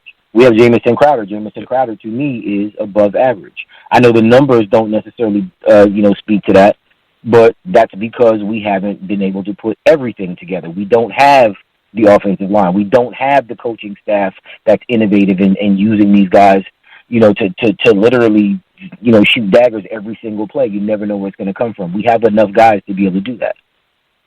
This whole thing, and let me just kind of touch on this. I know I'm getting a little winded right now, but I keep hearing all of this talk about Robbie Anderson. Says, he's never had a 1,000-yard season. He sucks. He's not that good. Let's keep this in perspective, please. This is the Jets we're talking about, right? In the history of the Jets organization, there have been 25 seasons where a receiver has had 1,000 yards. 5 of those seasons was one guy, Don Maynard. So let's just really think about it. On this list of all of the seasons that, I guess from the highest, which Brandon Marshall blew that out of the water, 1,500 yards, Robbie is 33rd on this list. 941 yards in 2017, when we know he could have had 1,000 if McCown didn't get hurt and we throw Marchetti in. Yeah, but Kevin, but you're not paying Rob. For me personally, I'm not paying Robbie for what he did last year. I'm not paying for what he did this year. I'm paying him on his potential with Sam going forward. What can he be going forward in this offensive Sam? And I agree with you. Like Brian Baldwin does a phenomenal job breaking down film. He did a Robbie Anderson breakdown. Yeah. He's like, listen, this is what he can do. Now, if we don't use him in that role, shame on us. Like, if you don't maximize his potential, Whose fault? It's not his fault. It's our fault. It's Gase. It's Darnold. It's all these guys. You got to pay. Exactly. I pay players like him that are that young and that on the rise on what his ceiling's going to be in this offense with this team. And you can make a case he's worth the money. I can, at least. I always do. And let me just say this, because I know they're also talking about how, you could draft a guy that can do the same thing. We don't know if they're going to do the same thing because they've never done it. We've been saying that for 10 years. Robbie has. Yeah, but see, Robbie has. Robbie has done it. Yep. And Robbie was an undrafted free agent. So, I mean, beyond all of that, again, I've said this too many times. We should pay our guys. We should take care of our guys. And they messed it up. They didn't sign him last season if they really were intent on keeping him. I guess what they felt like the compensation at the trade deadline wasn't enough. And if you feel like the compensation that you get then isn't enough, then you keep the guy and you pay him. And if this free agency is jacked up, you're going to have to pay him. We have a lot of I don't know. We got a lot of big ifs, like a lot of what ifs right now. Dude, that's a story of the Jets every offseason. We do the same thing every offseason. If this, and what if this, and could this, and what if that, and this is what makes us all crazy. I'm saying, if we upgrade the offensive line even minimally, okay, and we still 7-8 wins, you think Joe Douglas thinks to pull the trigger and get rid of Adam Gase, though? He won't. I guarantee he won't. I honestly firmly believe that Adam Gase will be back next year. I already think it now. I just have this feeling where they're going to preach continuity, and we needed our guys and our system, and this was, you could see it, dude, like all the built-in excuses. This is why, and not to harp on things, this is why the timing of the McHagnon firing was terrible. It was terrible, because now we're paying for it now. If you had Joe Douglas before that, before he spent $100 million, before he drafted these players, we've already limited 1 year of excuses. Because now this is like last year's like a built-in year of excuses. Not my guys, not my system, not our culture. That's last year's being written off. It is. It's just what it seems like. So now if they win 6 or 7 games this year, this is a building block for us. So now we're getting things the way we want them. This is our culture now. You could see it, dude. Like it's just, this is so predictable. To me, it is. I think it's just all right already. I know that can't be the culture, though. That's just so bad. That can't be the culture. Can't be a kick the can because we might be moving in the right direction. We're not sure yet. Nah, there's no way we can continue down that path. And Joe Douglas, I think, is Kevin. smart. They celebrated beating a Bills team that second stringers in the field. Did you see the way they handled that Bills win? It's embarrassing, and that's what they're talking about. Like the players, they celebrate that kind of stuff. They should always want to celebrate wins, though. The players should always want to celebrate wins, dude. Not the organization like that. Yeah, you're right. Pounding your chest, acting like you won, acting like you beat the Patriots is embarrassing when you beat Matt Barkley. And give me a break. Yeah, that was bad. So, but Kevin, more importantly, something a lot more important. How did your first podcast go? Because I enjoyed it. So how did you enjoy it? Oh man, Tyson, man, we had a ball. CJ is a beast. Mike, Matt, and Kronk, they did a great job of coming on and bringing some fire with us and really contributed. Shout out to the A&E Being Green podcast. Those guys really, it's a fun show. If you haven't checked it out, check it out. When are you guys going to do it? It's going to be Sundays, man. So, I mean, it's going to be Sundays. As of right now, Sundays at 7. There's going to, obviously some fluctuations throughout the season, but we'll announce those as they come. We have a Thursday game. We might do a post game or a pre-game. It just kind of depends. We'll kind of feel that out. But for the most part, it's just going to be Sundays. We'll do post game if we have late games. It'll just be at 7. If we have early games, it'll just be the same time. But man, we got a lot of big things going on. And again, CJ is my guy, and CJ is working so hard to put this thing together. And I mean, he's got some guests lined up over the course of the next couple of weeks. I'm just like thinking, man, this is crazy. Bill Piano's coming on. I believe next weekend. I believe it's going to be and we've got some other contributors lined up. I can't really just make the list right now because we're still kind of hammering out some things. But man, I'm so excited to be a part of this because to be able to talk Jets football, just like this, when we call in you and I talk. Tyson, I have a lot of respect for what it is that you do because you're really good at what you do. Not only that, but the YouTube platform, you and Kev, the mental health thing, I got to give you a big up for that because that's near and dear to my heart. I love that. I want to thank you a lot for that. But our podcast, man, I mean, we're trying to just, we're having fun, man. We're talking the football. We're trying to be smart. It's intelligent. It's an adult show, so we're gonna keep it real. But we really had a good time. Well, get out your information, man. What's the best way for everybody to follow you guys? That's what's good. At Spotty Blackman. Everybody should know me by now. If you don't know me, holler at me now. It's the Weapons Hot podcast, hosted by CJ Simone, Painkiller, and yours truly. You can find us at CNC Jets Factor on Twitter right now. We have a Facebook page, Weapons Hot. YouTube, we're on YouTube because we're on Spreaker right now, SoundCloud. We're all over the place, man. So check us out, Weapons Hot. If you have any questions, obviously, get at me, at Spotty Blackman. Get at my man, CJ, at the CNC Jets Factor. Listen, Tyson, thanks, man. Really, I appreciate it. This is always fun. It's awesome. You rock, man. Appreciate you. Thank you again. No problem. Thank you, man. Have a good night. Once again, those guys do a great job, man. They're unfiltered. They always do a great job, especially CJ. He goes crazy. So definitely check those guys out. Now we're going to go to a call that I've been dreading all night. I've been trying to delay it as long as possible, but I have no choice. Steve, what's up, man? Hey, Tyson. How you doing, man? You have no lifeguard tonight, man. It's just me and you, one-on-ones. You have nobody protecting you. Nobody. So if you waffle or have a bad take, look out, my friend. Oh, okay. So what's going on, Tyson? What's on your mind? Already? Wait, your dog is upset? He's making noise. Yeah, I don't know why, but all right, Tyson. So what's on your mind, man? So is there anybody, any guys that are going to get franchise tagged that you'd want to trade for? I honestly don't want to because the goal is to get this team younger. So to trade for anyone, I'm going to say no. Okay. So now with the franchise tags coming in, a lot of the offensive linemen, like pass rushers are getting tagged. It seems like the market could come down where the Jets may have to go to mid-tier free agents. Does that make you nervous, or are you confident in Joe Douglas? I think I am confident in Joe Douglas because I do think Joe Douglas will make some moves to get this right. Get this for our team, get the offensive line built. I think Joe Douglas will get it right. So I'm not, as of right now, I'm not too nervous yet. Not ready to hit the panic button. Okay, and then there's stories coming out that the Jets are going to make a big offer for Robbie Anderson. They're going to try to keep him. What would be the most you would offer Robbie Anderson to keep him? As Dan said from Howard Beach, around $10 million. I think 11 or 12 million is too much. 11 or 12 million is too much?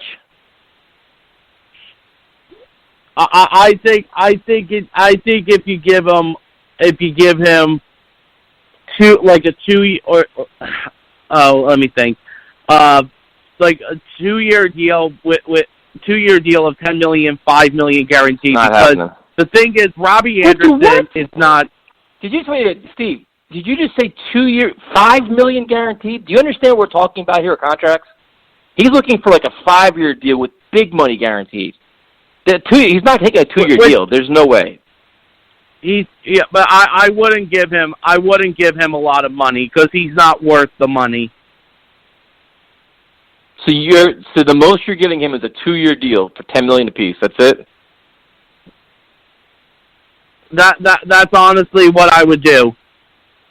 That's ludicrous. He'll laugh in your face. That's never going to happen. That's not even. I know. Hey, listen. I know that's not going to happen, but it's just a saying. All right. So then you're letting him walk, obviously. So then, what is your answer, wide receiver? I would, if we get our offensive line fixed during this free agency, I would love to go after a wide receiver in the draft.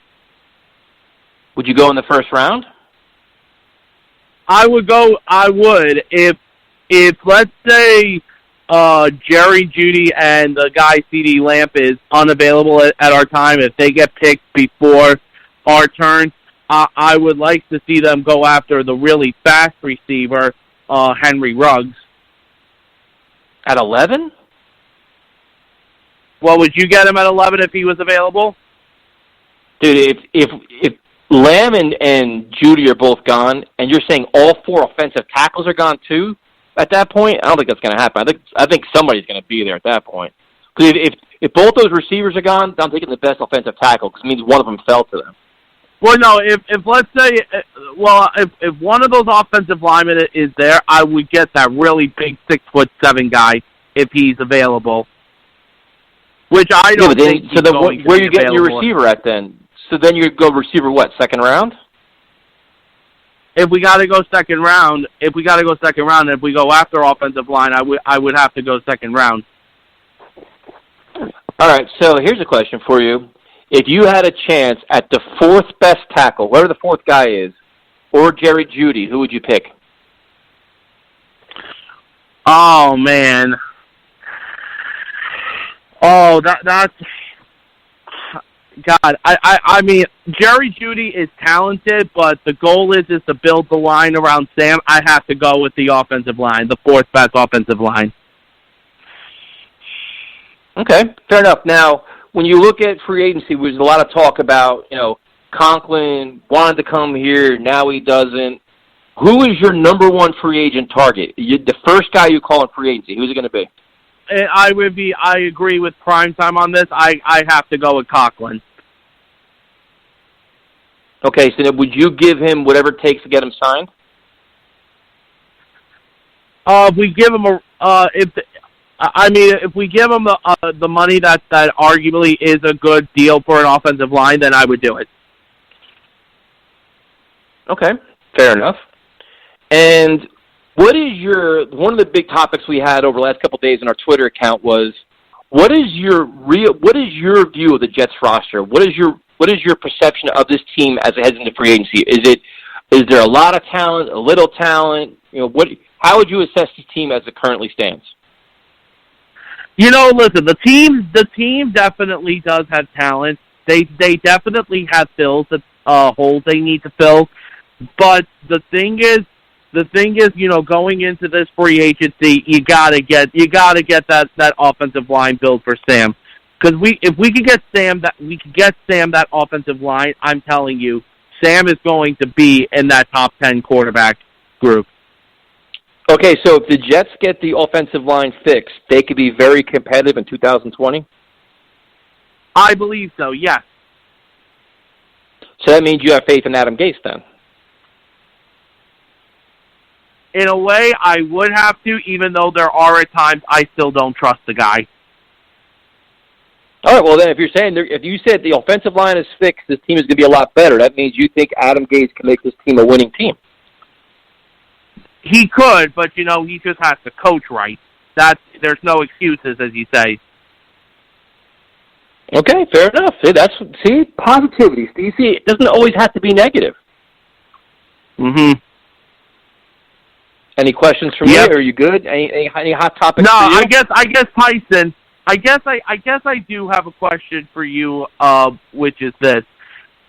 So, do you have the confidence in Joe Douglas going into free agency? I mean, what was your take of when Todd McShay said, because he's an ESPN analysis, and he says that the Jets should have faith in Joe Douglas because he talks how Joe Douglas is a smart guy. I mean, what is your take on that?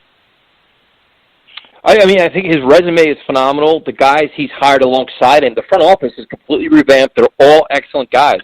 I have 2 concerns.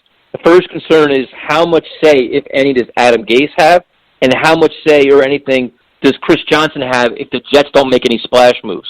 I think Joe Douglas, he has everything in place to be everything what everybody's saying. He has the right mindset, the right connections, the right everything. Personality, he's well-respected. So in terms of that, he's the right guy for the job. Now it's like, can he get things done in terms of negotiations? How much does Adam Gase have? And will there be any power struggles? That's what I want to see how it plays out. Because McCagnon was the same thing. When the Jets hired McCagnon, McCagnon was a very reputable guy too. Yeah, no, the thing was, the one thing I just don't want, hopefully, to happen is Joe Douglas going out and getting the big player and signing him to that contract, to a mega deal that would cut our cap space like McCagnon did. But you know what? I do believe in Joe Douglas. I'm hoping, that Joe Douglas gets these things right. Listen, I know it's not going to happen, in one full year, but I do have faith in Douglas, and we're going to see what happens. Steve, good call, man. And you didn't need Joe to help you out, so good job. Yeah, I know, man. All right, have a good night. Bye-bye. You too. All right, we're going to go to James in Reno. James, what's up, man? Hey, Tyson, what's going on? It's, Tuesday night. It's always good to talk about Jets, and, a lot of the calls. The last 3 weeks, you guys have been getting pretty good, solid calls. Guys talking about logical things, and just, very impressed what you guys have been talking about, and even the YouTube channel you and Primetime have about mental health awareness. I mean, I applaud you guys for that. That's great stuff you're doing, and just to go along with all the calls that we have out there. Conklin, obviously, I think he's a priority get, right? When I see him, I see a lot of Damian Wood. Even when I see what he can do to our right side of an offensive line, he can cave guys out. He can protect, right? And he can really, pave the way for our running back. So I think that helps Le'Veon Bell, the running back that we have. I think that helps Sam tremendously. And, I think that's killing multiple birds with one stone. Whether he wants to come here, we don't know. He may just be trying to play us to get money, but if we get an opportunity to get him, and if we got to overpay to get him, I think you do it. I don't think that's a question. So he's your number one priority in the free agency? Absolutely. I think, it's, the offensive line is it's the most glaring hole that we have. It's the most obvious thing. And having Conklin there, I think he, helps us, helps Le'Veon Bell, helps Sam Darnold. He helps multiple layers of our offense. I do think he's a priority. If we don't get him, I'm not going to be brokenhearted. I understand going the cheap route, adding different pieces. I do get that. I do understand the logic in that. But I think if you can get a Conklin, that's just been so many things for us going into the draft. Maybe, maybe we could convert a Shell or something to guard and see if he has potential there. I just think that, we can do more with a guy like that. So I do think he's a priority. I absolutely think that. And so do you think if they revamp their offensive line, can they be really competitive, in 2020, or do they still need more pieces? Well, you know what? I do think they can be competitive. I do think that, what is it, a playoff team? I don't know about that, but I do think they can contend for a playoff spot. We did have some injuries this year. Those guys are going to be coming back healthy this year. And, with a better, tougher, resilient offensive line, we can really see what Sam can do. And obviously he's the major key. Going back to what he, was doing at USC, he didn't have an offensive line at SC either. So Sam has never really had a good offensive line to work with.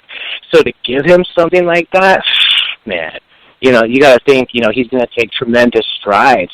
And you got to remember that defense, too. That Jet defense is no joke, right? If we can retain some guys like Jordan Jenkins and, a few other pieces on defense, this defense is going to be, pretty tough to deal with. They're what? Yeah, they're number one against the run. Keep in mind, though. Yeah, but we got to keep in mind, they're going to be without, right now they're without three corners. If you get rid of Tremaine, Brian Poole's a free agent, Dow Roberts is a free agent.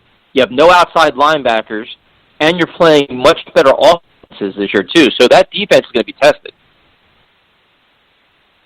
Right. Hey, absolutely. But I think, with an upgraded O-line, it gives us a chance, right? I think when we really struggled this year, we just had no chance going against, excellent defensive, schemes or going against those killer pass rushers. We just really couldn't handle things like that. But if we can, that variable where we can protect and all of a sudden we can open holes for our running backs, I think that changes our offense completely. If we can go from, excuse me, the sky's the limit, right? The sky is the limit. We can't go anywhere but up, right? We've already seen the worst. So James, so based on what you're saying, you have faith in Adam Gase then. You think that Gase can get this thing turned around and make it be good this year. That's what you're saying, I am not a believer in Adam Gase, but you know what? I will say this. I mean, is there a chance he can learn from his mistakes? Yeah, I think we all, I think we all do that. We all make mistakes. We can learn from those things. In that regard, I definitely want to give him the benefit of the doubt. Hey, you know what? You've got upgraded pieces. You have, the pieces, that you need in his mind to have a functional football team. Yeah, I do think I got to give him a little bit of the benefit of the doubt here. I mean, I'm not an Adam Gase guy. I've bashed on him on the show many times, but I am going to give him the benefit of the doubt. You upgrade that O-line. Maybe he can actually work some of his schemes and some of his concepts, and maybe we can see a little bit of, the potential that we were hoping we were getting when he first came here. Now, am I going to hold my breath on that? No, but I mean, it's possible. It is possible. Interesting. James, thank you very much for calling in, man. We definitely appreciate it. All right, yeah, thanks, guys. Interesting here how slowly but surely people are giving Adam Gase some credit, and there's some hope. It's just fascinating. We're going to go to our good friend Justin. Justin, what's up, man? What's going on? What's on your mind, man? We got a lot of different topics tonight. Yeah, just killing, just waiting for some news to come out. I mean, we got 2 weeks away, a little less than 2 weeks away. We're getting towards crunch time. So then, are you among the group where you think if the Jets revamp their offensive line, the offensive line is better this year, they could be competitive for the AFC East? Yeah, without a doubt, especially if Tom Brady leads the Patriots. Okay. So then if the offensive line is better, how do you address the wide receivers? I mean, it looks like Robbie Anderson, if they don't pay him big money, will be gone. Do you focus on the draft or you look I don't know at free about agency? that. New report. I don't know about that now. You think they pay him? I don't know. What I'm hearing is the market's not so good. That's the new news today. Who knows what's really going on? How is the market not good? Who knows? How is the market not good? He said he one of the top guys available. The wide receiver market is not going to be as good because the receiver class. So who knows? That's the latest rumor. Who knows if it's going to be true? So what would be your best offer for Robbie? What offer would you give him? What's your max offer? $14 million. That probably gets it done, man. If you give him that, you probably get him signed. 3 year, $42 million. That's my max. What if he says $14 million, but he wants 5 years? That's where maybe get 3 years and out, something like that. I'd consider it, but I don't know about that. Okay. 4 years, so then, 3 or 4 year deal for $14 million. I think that's more than fair share for him. Okay. Now, are there any guys that are going to get franchise tagged that you'd want to trade? Any trades? To be honest, I mean, I kind of did like the trade that went down today. I mean, a cornerback for a 4th rounder. I mean, I really don't think any of those guys that are going to get franchise tags are going to be worth how much the compensation is going to be. The compensation is going to be too much. Blah, blah, blah. Here we go with the Jamal wants to bring in the pass rusher for Jacksonville. I don't want to hear that. He's going to want a hefty contract, and it's going to take away from other pieces. So I don't even think the guys that are getting tagged are even going to be even worth anything because the compensation is going to be way too much for those guys, any of them. No, I completely agree, man. The Jets are not one player away, and to get like the guy from Jacksonville, it's going to be like 18, $19 million a year plus draft picks, which is just the Jets can't afford that. I mean, there's no way. When you look at this roster, there's a lot of fans arguing about how good or bad this roster is. Going into free agency, how would you evaluate this roster?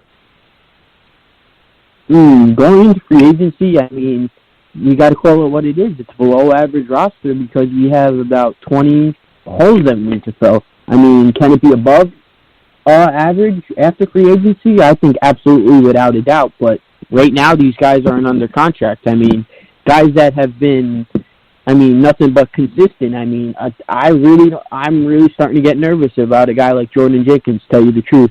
I really think he may get more money than worth thinking. The guy is consistent, leader, and, the guy's been around for 3 years. I think Jordan Jenkins is a guy to keep an eye on that may get away because we just have so many holes on the team. Yeah, I'm a big fan of Jordan Jenkins. I hope he gets re-signed. If you had a concern, are you more concerned about Joe Douglas bringing in talent or Adam Gase maximizing the talent? Which is your bigger concern? That's an easy one. Adam Gase maximizing talent. That's a no-brainer for me. So you don't think being year 2 in his offense, familiarity with Sam, stuff like that, Adam Gase won't be better? I think he is going to be better because of Joe Douglas, making his job easier. If we land one of these top free agent linemen, then it's going to help everyone. It's going to help Sam. It's going to help Le'Veon. It's going to help Dave. It's going to help. That's our hope. If we land one big lineman in free agency, that just opens up everything. It opens up cornerback and play at 11, trade back possibilities. Receiver. If we land one lineman, it opens up the possibilities for the draft. So that's what I'm hoping. We don't have to stick to one position if we land one big lineman. So you really think that if we have a pretty good offseason, we could compete for the AFC East then? Oh, yeah, without a doubt, yes. Awesome.